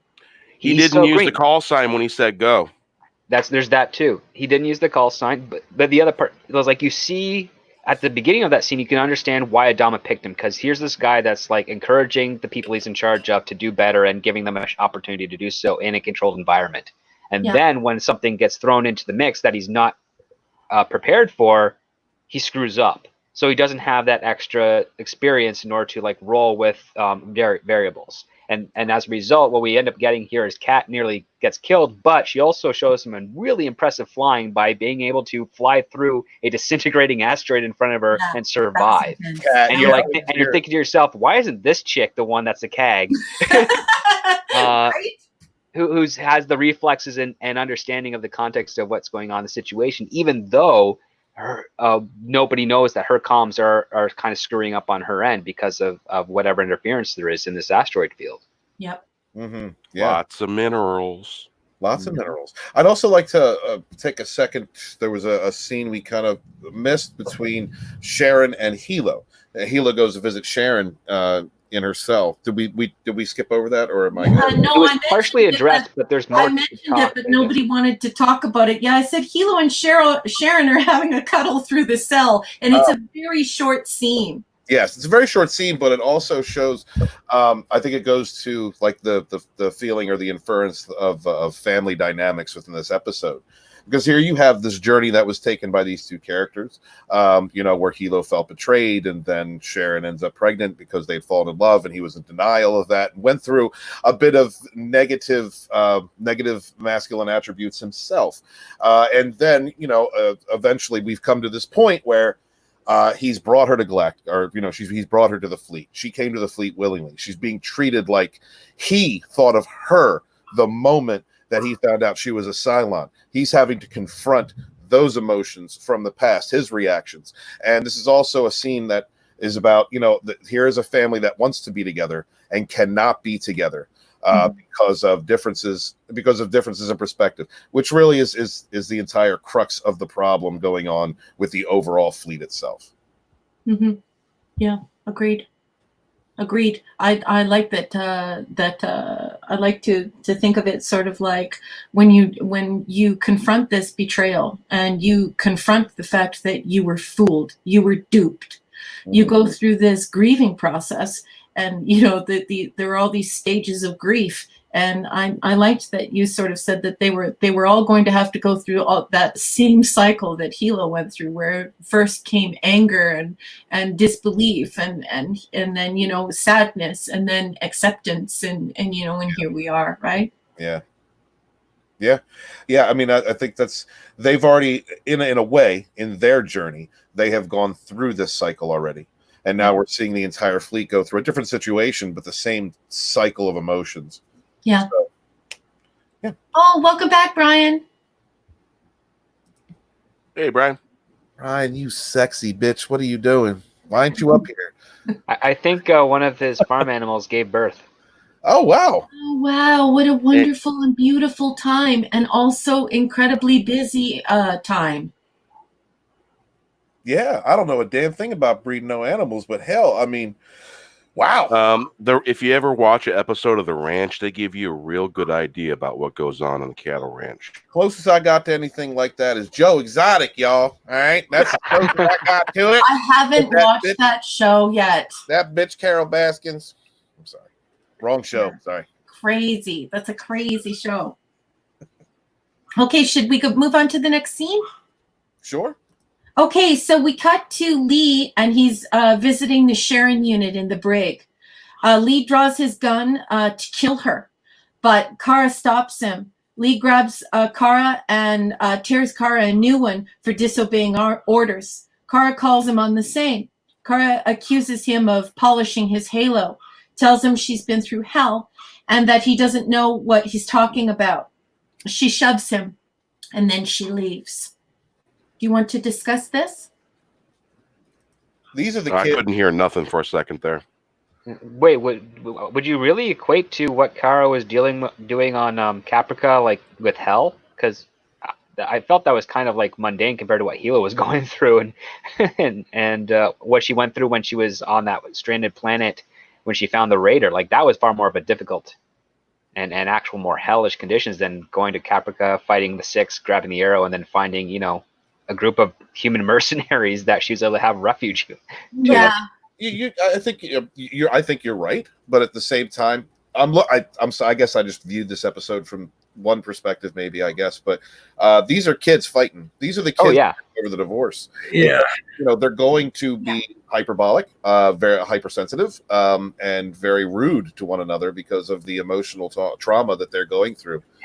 It's far more sibling and childish than adult. Yeah. Yeah, because Lee, like, who is Lee to walk up to Kara and say, like, oh, you disobeyed orders? What are you talking about? You led the mutiny against your own father. But he's the big brother, and he's showing attributes of his father. Yeah, so it's just, I don't know. But I also sort of feel for Kara because of what went on with her and the guy who she fell in love with, right? So yes. Yeah. Anders. Hail, Anders. We'll see you again, buddy. Yeah, Anders is his name. Yeah, and I thought that there was some really good electricity between that actor and that actress. Oh, well, in this scene, they act wars. Michael Trucco's a good actor. Yeah, and there was just so much electricity there. It was terrific. So, but yeah, I totally love the way that Steven has described this scene, because this really is a couple of kids fighting over whose side you took in the divorce. Somebody stayed with mom and somebody stayed with dad, and now they're yelling at each other over it because Kara is Adama's daughter.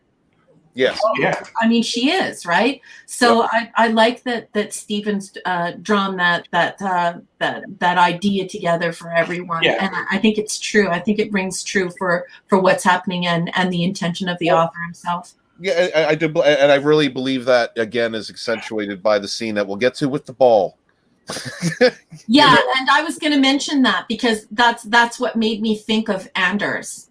Is that little pouty? We're starting to see pouty Kara. So we'll cut to Meyer telling Zarek Rosalind is reckless. Meyer calls Rosalind a fraud. Zarek explains he's positioning for power. Meyer says Zarek is kidding himself and that any power Rosalind dispenses will go to Lee. They hatch a plan to kill Lee on Kobol without really saying it. To place Zarek second in command, to be that person who Rosalind can reach out to instead of Lee, which is quite dangerous. Did we want to discuss this scene? Just a little bit. I wanted to say that Zarek wants to be the side bitch. He wants to go from the side bitch role to the fatherly role. He wants to replace. He eventually wants to replace Adama. I mean, we all know that. But I also think that this show sees the evolution, or maybe even the intelligence of Tom Zarek, because at one time I'm sure he had the same outlook as I keep forgetting his name, and I'm so James sorry. Bremer. James. I'm just gonna say James. He has the same outlook as James, or at one point, when he was very militant terrorist, on Gemini.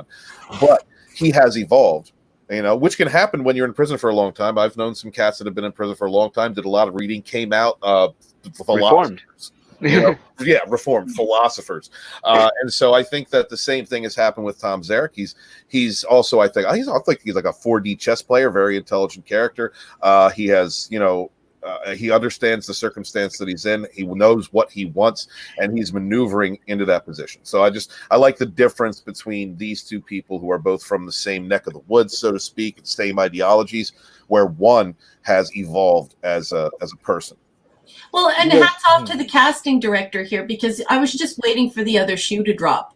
I knew in choosing the guy from the Warriors, who's been like a, James Raymer, whatever his name is, this Meyer character, I knew that he was just going to be rotten in his core, and I was just waiting for it. And of course here, the other shoe drops. So hats off to the casting director for choosing somebody where we were like, ooh, you're rotten. Can't wait to find out how you're rotten, but you're rotten. Again, it goes back to those actors that I really respect, because they get typecast in a certain role, and it's as bad guys or heroes or whatever. And when they're typecast as bad guys, and they just do play those parts really well, I appreciate them. Yeah, me too. Yeah, I mean, this is definitely a better role for James Remar than when he played Raiden in that Mortal Kombat scene. God. Raiden. Give me the Highlander Raiden. Oh, God. I don't know what you guys are talking about, but I love how it turned into a chorus of painful moaning. God, Mortal Kombat 2 is such a bad memory, man. It's so bad. Mortal Kombat 1 was awesome, Raquel. I'd watch that movie over and over again. I'd play the soundtrack and shadow kickbox in my basement when I was a teenager. I would do all that shit. And then Mortal Kombat 2 came out, and look, Raiden is a Chinese dude.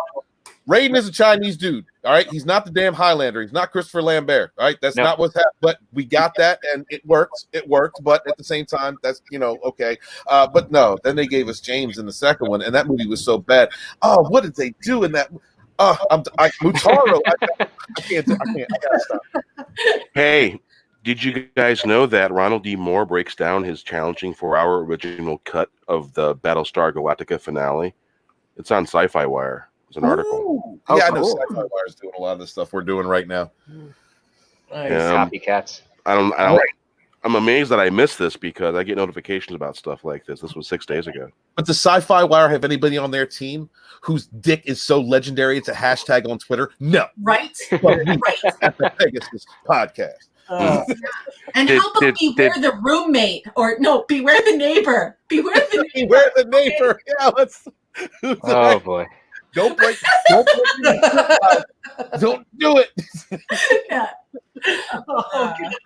For everyone at home, we one time a neighbor came over to SD's place and interrupted him. So ever since then, whenever he's like, he goes on a writing spree and he's just writing all night and he's late or he has to step away from the microphone, we always say beware the neighbor. And then poor SD goes, oh boy.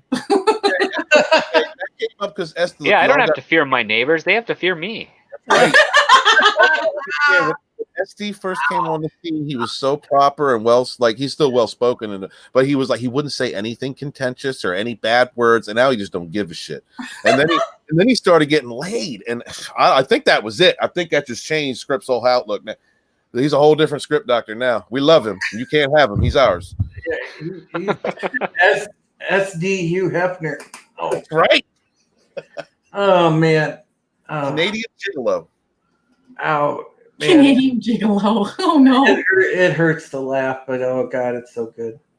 Oh look, Parrothead, beware the neighbors. See, yeah, can you do me a favor and throw that up on SD's Twitter just to make him laugh? Just to make them laugh. It's nice. It's intriguing when people are like, well, how did you get that hashtag? Yeah, then now this just might look like be conflated as a threat from Canada to the United States because I'm don't do it. SD is right. This is no longer the climate for inside jokes. Kill the inside jokes, folks. Good point. Shut your fucking face, Uncle Fuckers. All right. All right. I guess I'm done. Bear, do you have any comments on those scenes? After the knuckle fuckers, I'm a bit speechless. Okay, brother. That was some rapid fire I couldn't even deal with. Shall we move on to the next scene? Sure. Yes. Okay, let's do it, guys. Okay, so we cut to the refueling mission, or the refueling mission that never was. And Ty is bitching about Birch. Gata complains Birch is too green. He actually comes right out and says that he's too green, which I found to be really shocking. Then we cut to Lee taking Kara's pyramid ball from her in an empty locker room. He's trying to make up with her. He asks her to talk. She refuses. He presses. He shifts gears to the mission and says he's there to listen. Kara lets him off the hook by teasing him about his declaration of love. Because, of course, in trying to make up with her, he said, look, we've been through hell together. I love you. I'm always going to be here for you. If you want to talk, we can talk. And so Kara decides that she's not going to pout anymore and basically turns to him and says, "You love me? You love me?" Yeah. Cooties. This was a cooties scene. It was. Boys have cooties. Girls have cooties. Ew, boys. Ew. He walked in and took her ball. Well, no, I like the thing that stuck with me that I always loved about that little exchange was that, she's like, "Really? So sweet? You love me? No takebacks." Bitch.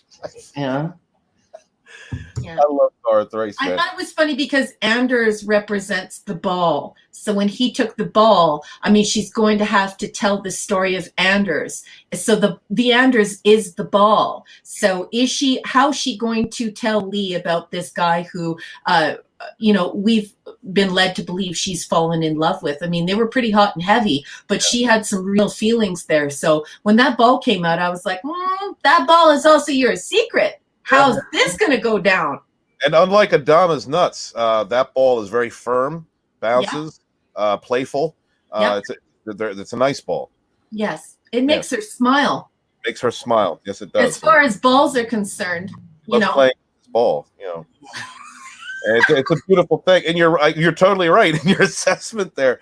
And as far as the symbol, again, symbolism. I think there's been symbology, very very strong symbology throughout the series, and so Lee taking the ball and being the mean kid. Just, I want your attention. Girls are ew, but I want your attention. And the entire exchange between them, I thought it was very playful. Again, adding to the idea that the kids are upset because the parents are divorced or the parents are separated. And when he the way that she responded to him, I loved seeing them return to normal. You see, there's a couple scenes in this episode where you see people returning to their natural state, or their most honest state, honest with their emotions and their feelings. And that was Kara picking on him. "You love me? Did you say you love me? You're dreaming it, Kara." That was a great scene. I thought that the thing is that I think when I first watched this, I would see it as very prepubescent. And now that I see it, I'm like, Oh wow, I have nostalgia for when a character could just be sort of romantic and sort of regress to that sort of childlike teasing and just be innocent and just enjoy Ooh, the you moment. mean like a little bit of sophomoric courtship? I like Yeah. sophomoric It courtship. made me this time around this rewatch. I felt nostalgic for simpler times, simpler political times Yeah, same in our here. lives. Dig You it. know, especially in our art and in our entertainment and in our culture. It's just instead of being like, oh, you know, well, she should have done this and he should have done that. It was just a very cute sort of like, you know, yeah, I do really like you, and yeah, it is in a very base way, and it's just my love is simple. I saw it that way this time around. I read that into it because of course, what's going on in the world today. Yeah, it's a cool thing that, like, you know, you can close your eyes and remember that first time back in, like, you know, Yep. God, junior high or high school, you Yep. get the gumption up to, you know, ask that chick that you really are crushing on out. Yep. And it's like, will you go with me? You know, it's so awesome. Yep. And is it so weird that people would be reduced to their base feelings and sort of behave prepubescently, given what this panel of men has talked about the machismo when you're forced up against a wall and there are all of these life and death situations. There's always this existential threat. I tend to think that we all would like things to be a little bit simpler if we were living in this little universe created by these authors. Yes. Yes. Also, I think that there's a that little scene on the bridge where Adama is again static, and you have people around him. Even you know, Ty at this point's going, you know, this guy's no Apollo. You know, they're about to crash. You know, they've been working on one maneuver for 4 hours, and he is just unable to accept that he's made a wrong decision. He's so defensive. He's just going to bowl through it. He's going to use his strength. There was a couple scenes back. I didn't really talk on it too much, but you know, where he's working out with his weights, you know, and everything. Everything is about getting through this through strength, which is, you know, and that's really where he is. He's very, very static, very myopic in his view. He cannot change. He refuses to deal with his conflicts. He refuses to deal with his failures. He refuses to deal with the emotions of the people going on around him, the legitimate questions that are being asked. And he's put this guy into a position of authority that he is not ready for, he's not trained for, and he's not. Adama aborts the failed mission. They hit Galactica while aborting, and Birch is toast for sure. So Birch is firewood now. Yes. And Kat's the one trying to salvage the mission again. Like, she's the Yes. one saying, you're coming in too hot. Yes. I love Kat. Yep. And I like that SD would have made her the temporary CAG. You know, I like that idea, but I'm sure that the candidates had much more experience in the cockpit and in a leadership position. If you remember, Kat's one of the nuggets, you know. Yeah, she's Yeah, one of she the is nuggets the like nugget. Hot Dog, but she's shown a lot more skills. Like she was on the Raptor with Sharon, and Yes. you know, blew up the base star.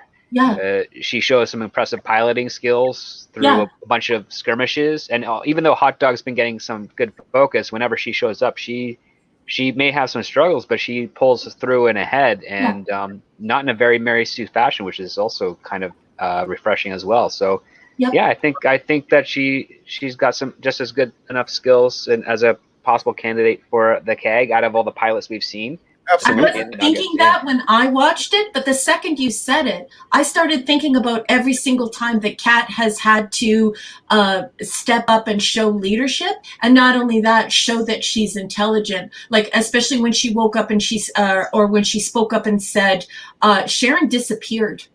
And I'm not going to account for her actions after she disappeared. You know, like there are all these times when Kat's come up and said intelligent things where she is thinking like a leader. So Yeah, ever since you said that, I kind of thought, yeah, you're right. There are a lot worse choices, and evidently Birch is one of them. I mean, even though she may be a good candidate, you would have to be thinking outside the box. You have a commander right now who is being rigidly authoritarian, and Yes. he's only going to go with what he knows is true. And what he knows is true is that Birch has been an officer for so long, or a pilot for so long, and that enough puts him on a list of candidates where Kat would not be, because she would be taking a chance. And Birch wasn't the one that led the charge where the civilians got shot when he was picking up grain and stuff, was he? Because that was another character, right?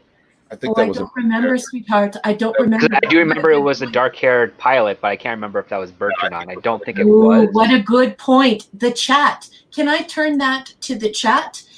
Anybody who has the time, of course, SD can't do that right now because he's on air. So if you anybody wants to research that, that is a terrific little thing to look up. What a great thing to bring up, SD. Yeah, because if that's the case, because that happened when Adama was unconscious. So if that was Birch and it was, then I guess it would be Ty would be the only one who would have to have spoken up about that. And if anything, if that was Birch and Ty didn't say, hey, this guy did this big mistake over here, you shouldn't be doing that to him. Yeah, it's a fault on Ty, but also it's a missed opportunity for Ty to bring that up and for Adama to really just kind of like dig his heels in and say this is what we're gonna do. So yeah, I was curious. I wonder if that's the case. So yeah, if you can, while we're on the chat right now, find out for me. Otherwise, I'll look into it for next week's show. Great thing to bring up, because wouldn't that be a lovely little tiny detail that would then come to light later on, and that would be another exhibition of this terrific writing, because we found a little keyhole here that we can turn something greater, turn this into a bigger storyline. So yeah, what a great thing to bring up. Somebody look that up. I found something. Birch's character only is appearing in one episode. Okay. I'm looking at his IMDb, and I'm looking at the TV series, and he's only in one episode. Okay, so it's a different character. There we go. Thank you, Bear. I'm trying to read DJ Odyssey's Boxy Theory, but I can't stop staring at Andorian Raquel. Well, I was going to put up my grammar police, but then I realized that might not be a really good idea given the climate. So I was like, whoa, better get rid of that one. DJ Odyssey, Boxy Theory. Not really a theory, but Boxy is still waiting on his allowance from Daddy Stephen Walton. Don't make me release that private search results. Oh, that's messed up, DJ. Cold, man. Oh, got it. Oh boy. You okay, Drew? Yeah, I'm okay. We're almost done. We've only got a couple of scenes left. All right, well, let's do you want to move forward then, guys? Okay. Yeah, let's do it. I'm gonna let Steven call it here, because Drew, I think, needs a little break here. Okay, so we cut to Kobol. Rosalind's team is there to find the tomb.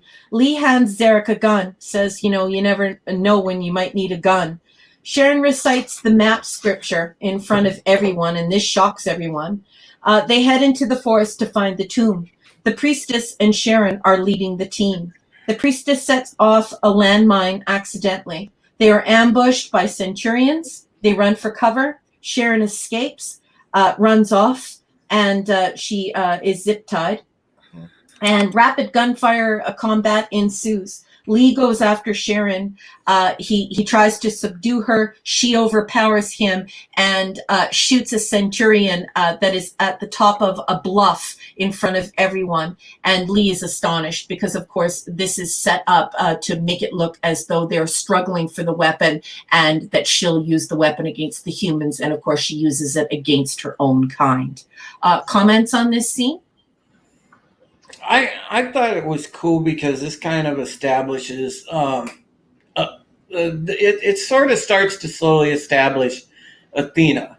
You can see the difference now. You're starting to see the clear and diverging paths between the differences between Boomer and Athena.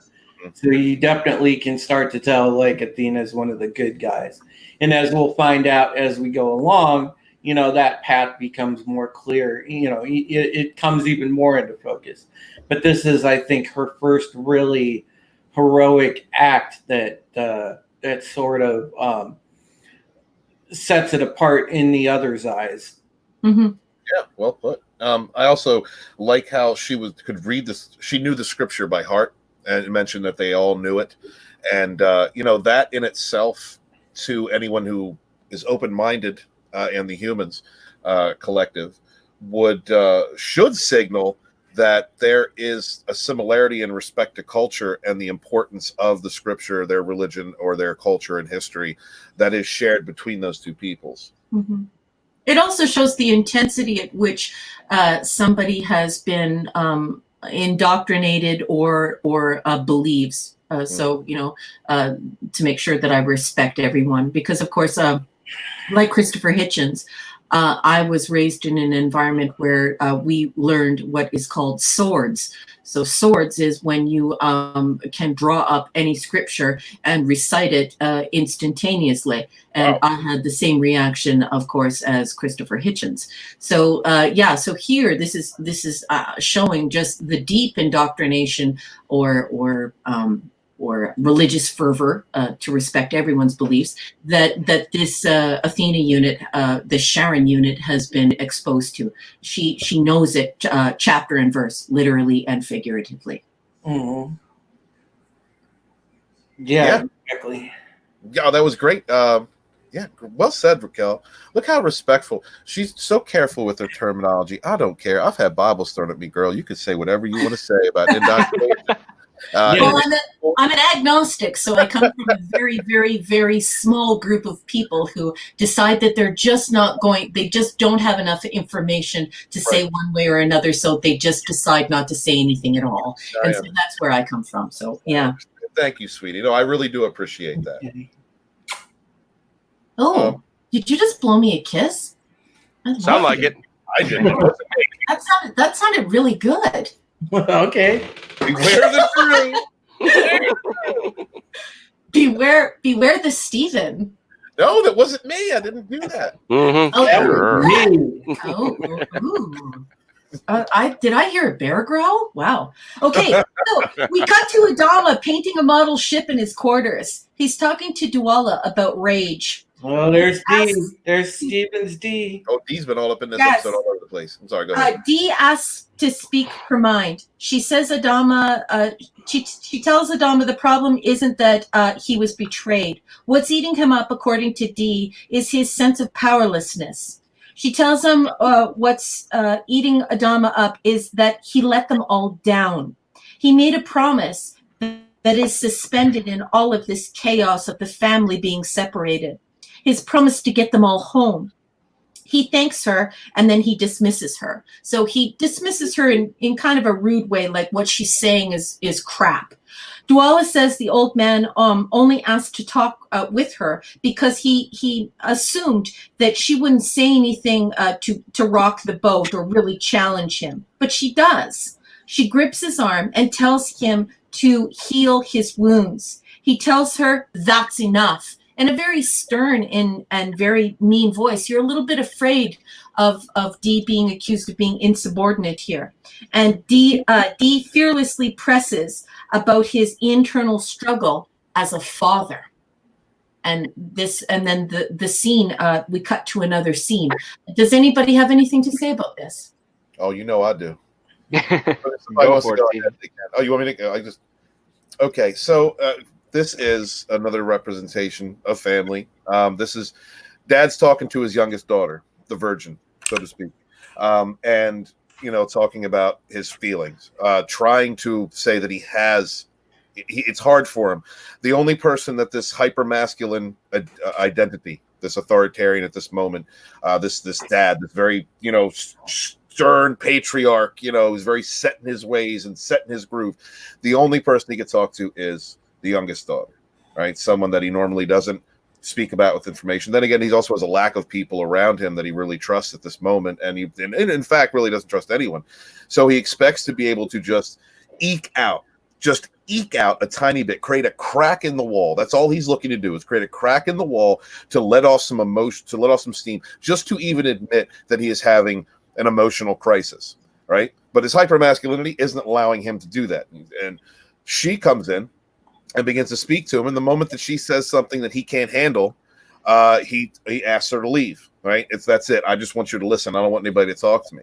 And that's when D acts really as the best type of daughter to a father, in my opinion. When she realizes that her approach of comfort is not working, which is her natural position, she changes her approach, and she goes completely in just complete honesty. And it is because of her ability to break through his wall, to touch his heart through that crack, by being that the young daughter to this hardened patriarch. He is able to create effects that eventually unfold, but it's able to open him up to the realization that he has to embrace his feelings, he has to heal himself before he can push forward. She needed to drop a truth bomb on him, and that's exactly what he needed. I thought that it was really brave because, we've criticized Rosalind in the past for how she has handled power, how she wielded power in a way that we can all respect and admire. What are her morals and what are her ethics? And then this panel of men took Adama to task tonight over his leadership being so masculine as to become machismo, intolerable, and not constructive. So what strikes me in this scene is that Henry VIII, when he was feeling this obstinacy, he would demand, he would violently demand that they bring him his fool. And of course, the fool, it does nothing but just sit there and listen.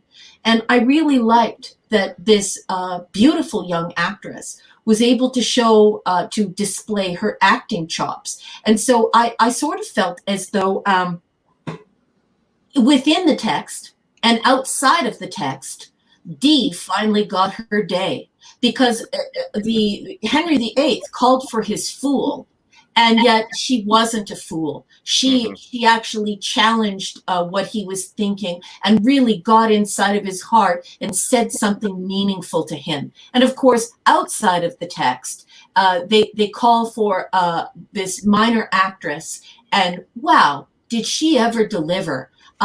This young woman, when she acts, and she has this exchange with him, I completely believe her. I think she's wonderful here. Yeah, I love Candace McClure. I really do. Yeah, I thought that this was a great scene. Great scene. Very emotional. Yeah, needed. Big time. Sometimes, like I was saying earlier, sometimes when guys go through traumatic events, or they're on the defensive, they need their friends to pick up the mantle for them.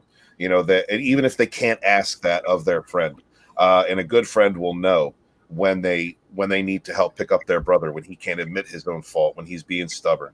And it's a fault, but it's also a show of brotherhood to have a friend like that. And you also have that in the women in our lives. There are women out there that are very can be very obtuse, but there are also women that understand their men, understand and respect how they work, and can recognize when certain faults are being triggered by that man's personality, and know how to nudge them in the correct way to create a positive response. And that's what I see this character doing in a daughter-father aspect. Is she understands this, what he needs, and she's not beating him over the head with it. She's just being honest, and she's doing it in a way that will get through to him. Love this. He called for a fool. He called for a subordinate because he just wanted to vent. And instead, Duwala went full-on therapist and cracked his nuts for him again. What did you think, SD? Oh no, I mean she approached it with compassion. That's the other part too. Yeah. Her entire motivation was like, you need someone that's going to listen to you and that's going to tell you what you tell me when I'm in this situation. Right. And she did that eloquently. And she made a great argument for it as well, to the point where we see that Adama can't deny those words, and what she's saying is as because she's been very observant to it. Mhm. And it just shows, because Adama's next move is we're get me all the information on Cobalt. We're going to bring our family back together. Right. She's the youngest daughter in the family who has seen the older siblings, how they act, how they react, who knows how mom and dad reacts. Yeah. She understands this character, and so because she understands all these different family dynamics, all these personality dynamics, she knows what he needs and how to approach it, and that's what she does in the scene. Well, you know, the thing that I love about the right afterwards, you know, when it's clear that she finally got through to him, you sort of see that panoramic shot as Adama's walking through the corridor, and you hear that that song, that familiar suite.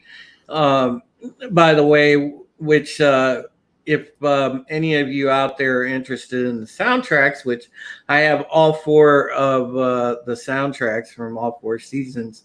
The song that plays when Adama's having that long reflective moment as he's walking down the corridor, it's literally called Reuniting the Fleet. And I think the song fits so well. It's just, you know, you can see all that fall into place. And then when you just see him stop at the end of the walk and he turns around and he starts walking with purpose back toward the CIC, you know, it's like everybody has a fist pump moment when that happens, because that's the last scene, though, Drew. There's a scene before that. Yeah. Right? That's the last scene, because we then cut to Rosalind over the dead priestess. Yeah. He is comforting her, and Rosalind takes the prophecy book from the dead priestess while she's laying there. They don't even bury her, okay? And Lee leads her away. I thought that was that it was very sad. I also thought that that it's a shame that Chief wasn't on the mission. Wow, they didn't even bury her. Holy cow, you guys, so bad. They didn't have the chance. They didn't have the time. Yeah. I know, but still, like, just to leave her with her face looking up like that and spread eagle and so disheveled, it was terrible. It's terrible. It is terrible. So then we cut to Adama in the corridor alone. The military drums plays in the background. He goes to the CIC and asks Gata for maps to Cobalt and announces he's putting the fleet, the family, back together again. And I actually was sort of pissed off at the music because it's an Irish penny whistle that's playing. And Adama says, "This ends now." And Duella drops her head in relief, and then the big "to be continued" comes up. So where I took exception to this is, why would you allow a flute or an Irish penny whistle to play when you have a bouzouki, you have so many, like, okay, this gives you one example of what you would hear Greeks going to war. Everybody here, give a little listen to this.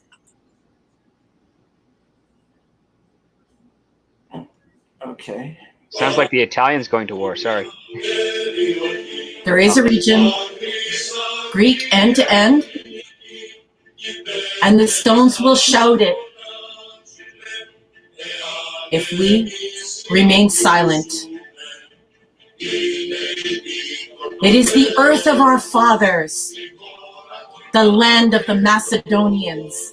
Okay, so I don't want to get us in trouble with copyright, but there are so many Greek songs that could have been used here. When I hear the little Irish whistle go off, I'm like, what in the holy F is going on? Okay, so usually they associate with the Dama, and I noticed this on the soundtracks.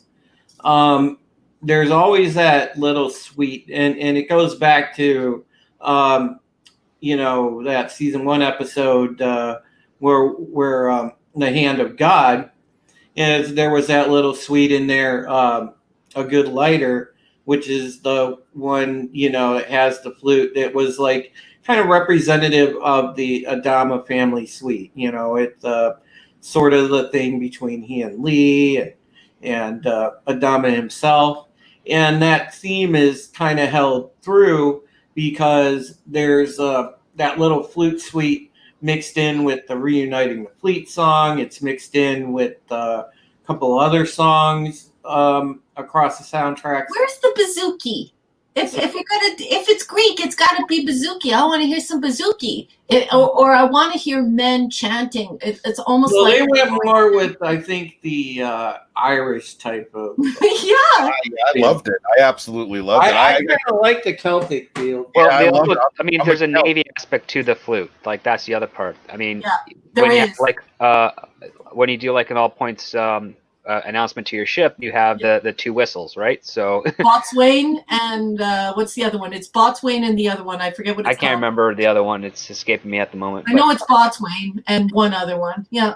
It's a shame that I understand why you have the perspective that you have. I guess to me that brought tears to my eyes. The Celtic sound, I really like that. That stirs up feeling of that completes in my, I guess from my disposition, from my personal beliefs, that is the family. This whole episode to me has been family. And going back real quick, on Cobalt, you've seen the strong leader, right? You've had the strong leader, the mom of the family, who has gone through just bulling ahead, just like Adam was, but I think in a positive direction, in the positive protective aspects of the feminine, and having to lose her guidance, her spirit. In my faith, psychic ability, things like that, powers of the mind are associated with the feminine. So, it's translates into the goddess worship and things like that. So for her to lose her priestess and then Her have to spiritual advisor. Spiritual advisor, right? For her to have to lose that and then take up that mantle, really shows the strength of Rosalind, the decisions that she's made, and the growth of her character. I mean, sorry, go ahead, continue. I'll add in after. Oh, well, I was going to move into the next scene, so if you want to talk about this. Oh, well, I was just going to say, it now puts Rosalind in the position where she has to now confide in Sharon for that information, because she's the other person that has it. And that's what I was speaking to earlier when in the episode, as we were counting, there's foreshadowing there that she knows the scripture. Yes. And there is also a little bit of a respect between her and the priestess, because they have that same understanding of what these words in this history means. Right. Yeah. So now, through pure accident, Sharon is now in a position where she's of utmost value to Rosalind after they find the Athena temple, because she's the next person who could be that spiritual advisor with regards to the prophecy and the lore. So it will be interesting to see how they explore that as the episodes continue. Yeah. It was crazy. Like even the look on the priestess's face when she begins the recitation. It's like the priestess just couldn't believe that this Cylon knew the scripture the way that she did, and you knew this was coming, and you're dead to right, SD. That's exactly what's going to happen, and it's crazy because now they're going to have to rely on the enemy. That's the whole glue that's going to hold it together. And any Deep Space Nine fans out there, I equate that to losing Kaiopaka. Like using that spirituality. Yeah. And so moving forward, this ending, I love this ending. Brings tears to my eyes. First off, I'm sure that anyone who's served I've never served in the military, to be honest. And I'm sure that men or women who have served in the military, we get a certain feeling when you hear a military drum or some type of music. I would assume. As for me, I look at this scene and I see the turnaround, the negative masculine turned into the positive masculine, and the fact that he has thought, he has confronted those feelings, he's begun to confront those feelings, and he is now recognizing what he has done wrong, admitting what is being done wrong, that the family needs to come together. He needs to be there. He needs to bring his family together. That little smile that he has there's a very slight smile that he has that moment before he turns around, when he lets himself feel. He's been so stoic, so static in this episode. And then he comes to that moment, and just the slightest of smiles shows that he has felt something. He felt his family. I love it. What a beautiful thing to say, you guys. Do you hear this amazing crap? This is so beautiful. I love that Stephen, just so good. Yes, he allowed himself to feel. What a beautiful thing to say. Great. That's a brave thing, you know. And for any guys out there, you know, who are you know, guys are different, right? But a lot of us have faults when it comes to admitting when we have faults, if we have problems, when we need help. You know, a lot of us do go through. Sure. And you can have the hardest edge ever, Stephen. Right. And there's times where, you know, you just have to realize that you're not always right. And that is bravery of the highest order, gentlemen. That is I beg your pardon. Could we please put Brian the Gravedigger comment 9:14 p.m. Up on the marquee, please? And then I'll just be quiet. Oh, thank you, buddy. Yep. Thank you.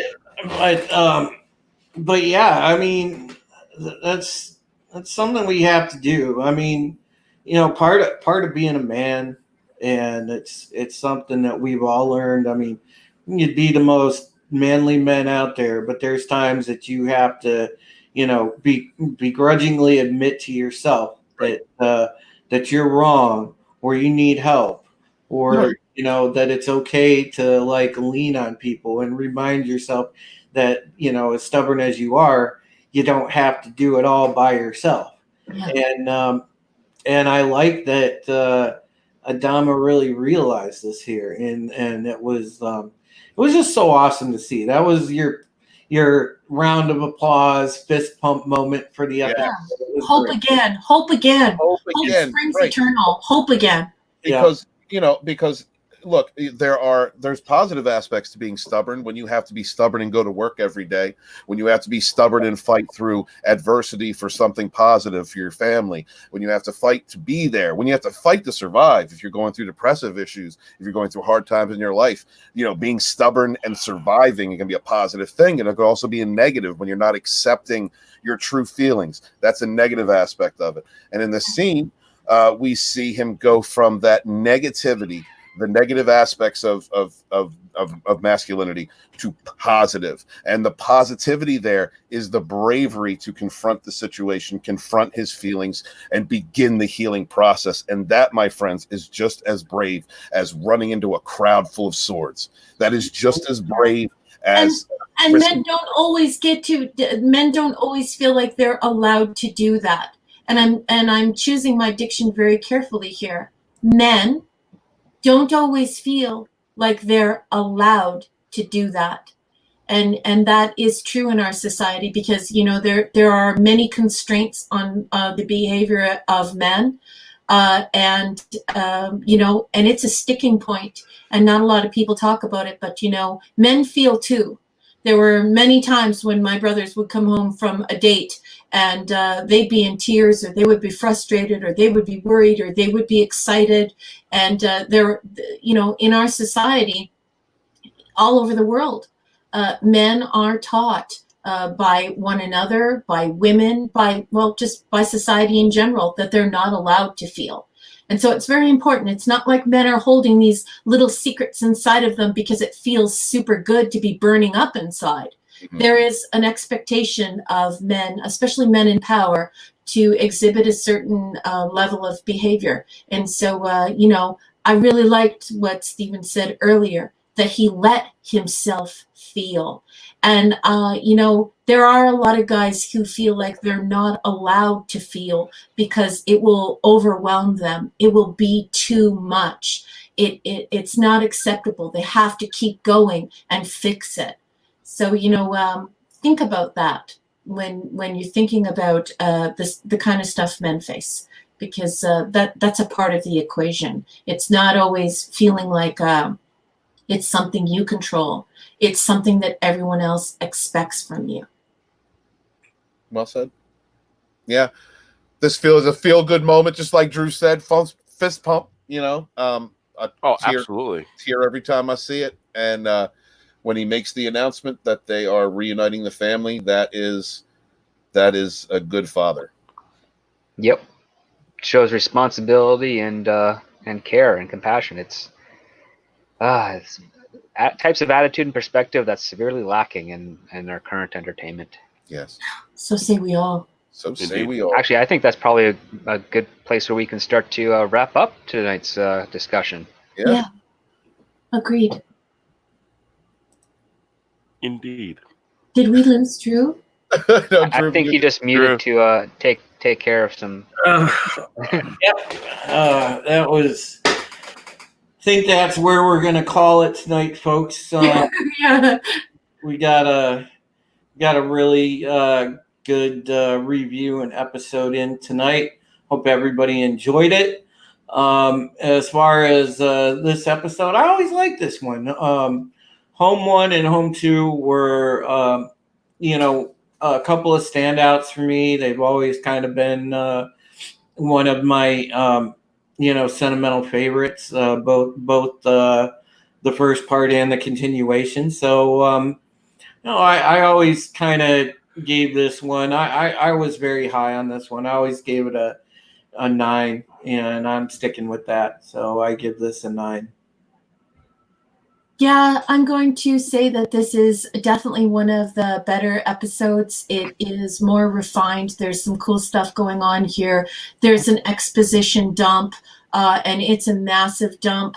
But at the same time, I think that it is so well written, and it touches upon issues that that we're starting to experience now. So in that way, it transcends its time and sort of tickles your brain a little bit and helps you to think about some of the issues we're facing, especially with the press and stuff like that. I really liked it. Thought it was really good. Thought the writing was really tight. There are no boo-boos in this show.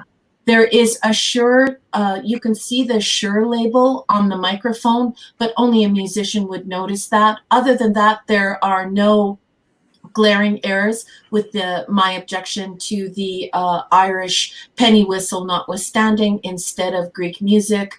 But yeah, great episode. I love this one. This is really high up there for me. Yep. Steven? Boxy Theory, Boxy Feels too. Hurts real bad. Women slapped in the face. I guess I shouldn't take that feeling so literal. Oh. Oh, PJ.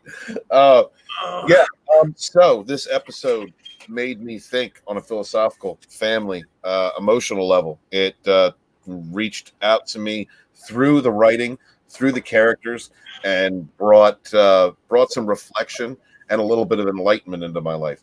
I loved every character that was in it. I thought there was just enough Baltar and Six just that little bit was just what was needed at that time. In relation to the story that was being told, I love the symbology. All from the beginning, you respect this man and you're having a problem accepting how he's acting. You recognize how he's acting. You're being a stubborn dude. I know what a stubborn dude is like because I can be a stubborn dude, and how much it's hurting these people. And then you see, Rosalind being a strong mother bear, not taking any shit, all hail Hecate. She's just not going to have it. And, I love that. Every actor did a great job. Every story arc was done well. But you know what? This hit me. So this episode from start to finish was something I was invested in. Every relationship, Lee and Cara, Derek, everything. So this is a 10, and it had enough of my lady in there who had a very important role in this, plus 6 inches. All right. And script doctor. Oh, it's a great episode. Excellent cliffhanger. I liked the journey that both Adama and Rosalind went through in this episode. I like the costs that came of the decisions that they made. Mm-hmm. Basically, Adama lost his replacement for the CAG based on his own impetuous nature, and Rosalind lost someone who she was confiding in because of her desire to do what's right by her people. Mm-hmm. It's a very, very entertaining and what's the other word I'm looking for? Cathartic. Well, there wasn't anything really pent up on the tension-wise of things for there to be something cathartic, but it was definitely satisfying. I was just going to say satisfying.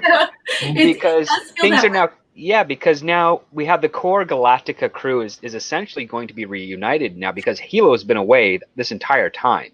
He's been the soldier left behind, so now he's back. Right. He's just one step away from being, reintegrated into the whole of the fleet, and it's I like the anticipation. I like where it's going, and I'm looking forward to seeing part 2 and discussing the next sequence of events. I think it's a top-notch episode with lots of setup and lots more room for payoff and reconciliation. Yeah, agreed. Very satisfying. Good episode. Yeah. And Bear. Yeah, I'll probably give this episode 9.1. Okay. All right. And any particular reasons? Well, I think it shows them at their weakest, and I think it shows them at their strongest, and I think there was a lot of good examples of it. A lot of genuine feelings going on, and that last moment that just gets you right there. Yeah. When it's the same with me with bagpipes. When I hear bagpipes, it stirs the same thing. Same when I hear the national anthem being played. And it's also the same when I'm at a powwow and they play an honor song. You take your hat off out of respect. Same thing. Yeah. Primal. Yeah, it really is. I think you hit the nail on the head, Bear. This was really good. So I'm gonna rewatch this shit again after this stream. We're gonna go under. We're gonna go under. Yeah, we're gonna go around the panel. I'll let everybody plug their channels and let y'all know where you can find them, and then we are going to say good night. So, of course, I'll start off here. I'm Drew, aka Supreme Heretic. You can find me on mountingintocomics.com, although I'll be probably MIA for a little bit while I'm fighting this battle against this condition, and I'll look to probably contribute in some other ways. You can also subscribe to my YouTube channel right here. I will probably have some time to do some video content since I can't do much typing or anything like that. So, that's where you can find me, and also on Twitter at Supreme Heretic. And I'll toss it over to Raquel. Hi, everybody. My name is Raquel. I'm a writer and an editor, but I've spent the last couple of years teaching college and university classes. I'm trying to finish my PhD. I don't have a channel, and I'm not really here to promote myself. I'm just here to enjoy the company and talk about this show as though it were a book. Other than that, you can find me here. This is my home. This panel I consider my home. I love these guys. I love talking with them about pop culture and about all of the science fiction that we know and love. I want to thank Casino Culture, DJ Odyssey, Lady Miss, Parrot Head, Toxic Man Flu, Wes Moody, of course, Brian the Great. Yeah. Love you, Brian. Thank you so much for coming. Brian is a part of this family, and he can't be a part of it right now, but we really care about him. He's an integral part of what we do on this show, and so hopefully one day he'll come back. I said Toxic Man Flu, Moira Kitty. I'm sorry if I'm Crazy Cat Guy. Anybody else who I missed? We love you guys so much, and thank you so much for coming and listening to us five crazy people talk about this amazing show. I want to thank everybody on the panel. Author Stephen Walton has a book out right now. Please buy his book. He's great. Script Doctor, PhD. Please see him. Please see all of his work everywhere. He is such a thoughtful and smart and funny and cool person. Find him everywhere he tells you to go in and find him. Bear Nerd Fund, love you. You have a great channel and you're such a kind and good person. And Drew, I love you very much. And I'm so sorry to hear that you are not feeling well and that you're having a serious medical thing going on in your life. It's pretty scary. And I hope everybody in the chat and everybody who pre-watches this show rallies together to send you messages and just be there to support you like family, like this episode of Battlestar Galactica. I love you all. Have a great night. All right, Stephen. It's so hard to follow Raquel. I got to see the Endurian cosplay one day. If you enjoy what we do here and the fun that we have, then look out for a brother as we all do. You can donate to Supreme Heretics PayPal. It's attached to his Twitter. Go check it out. We all go through tough times. Brother could use a little bit of support. So if you really appreciate and you have the time and you have the money to donate to this channel, we would really appreciate it. Thank you very much. Hail to my brothers and sisters in the chat. I am Stephen Walton, the Fandom Menace historian, your historian, born in the chat with my brothers and sisters. And thank you very much for being here. This is one of the best chats on YouTube. We enjoy coming here every week. You can find me on Twitter at Lodonis, Lodonis. You can also find me on my channel, Author Stephen Walton. Where we do TR5 now. I got to keep saying TR5 on Tuesdays and Rogue Entertainment on Saturdays at 7 p.m. And we're also going to try and hold some fourth wave community streams with my boy Bear on Sunday. So come and check that out. We really appreciate you guys being here. Thank you very much. And please check out everybody on the panel and support what they're doing. And if you feel like buying a book, I sell books. Love you guys. Wash your hands. Wash your ass. Be good to each other. Peace. Yeah. Lady And Miss, the book can be found. What is the service again? It's all Indiegogo. Yeah, the Phantom Menace Volume 1 of Fandom Betrayed on Indiegogo in demand. The first edition is only available for the next few weeks, and then I'm closing the store and launching a new Indiegogo for the Phantom Menace Volume 2. Forward by John Talks, chapters by Jesse Milestone and Lord Doomcock, chapters about Mech-Random 42 and the Gospel According to Mark with a C, with a little bit of talk about Kathleen Kennedy's woke audience. And I will be letting you guys know the chapters, the descriptions, and everything when the Indiegogo launches. Thank you very much. Hail and farewell. Yep.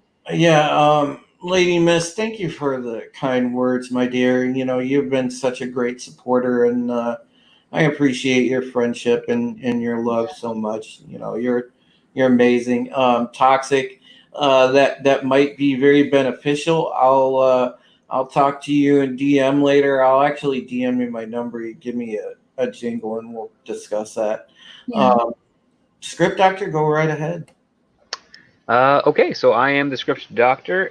If you've been watching the show here on Drew's channel thus far, and you haven't subscribed, please subscribe, because that helps Drew with getting the message out of this show, and also you'll get notifications and be able to follow up with us as we continue on for the rest of the Battlestar Galactica series. Mm-hmm. You can also find me on youtube.com/scriptdoctor and on Twitter at scriptdoctorphd.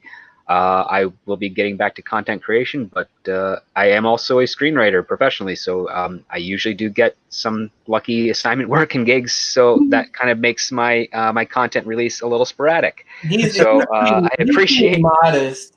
What he's going to do? Script Doctor is actually going to save entertainment. First, we're going to make him write Star Wars. And we're gonna make them do Star Trek. We're gonna swap out J.J. Abrams with Final Death Star because they look so much alike. We're gonna swap them out.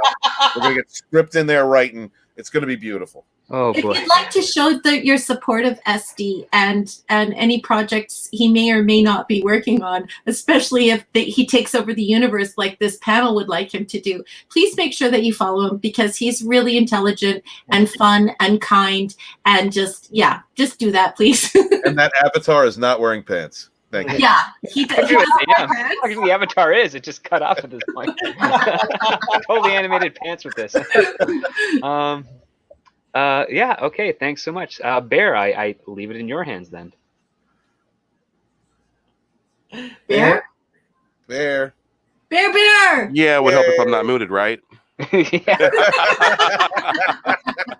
You know I was talking. Well, you can catch me at Bear Nerd Fun, and that's with an exclamation point. And you catch me Saturday. It's either going to be the fourth wave in the late edition, or the late edition and the Four Horsemen, or reversed. And I'll see you Sunday with Steven.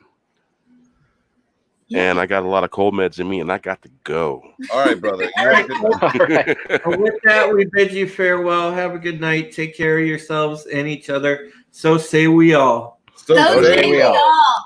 So Night, we all. chat. Good night. Wash your ass.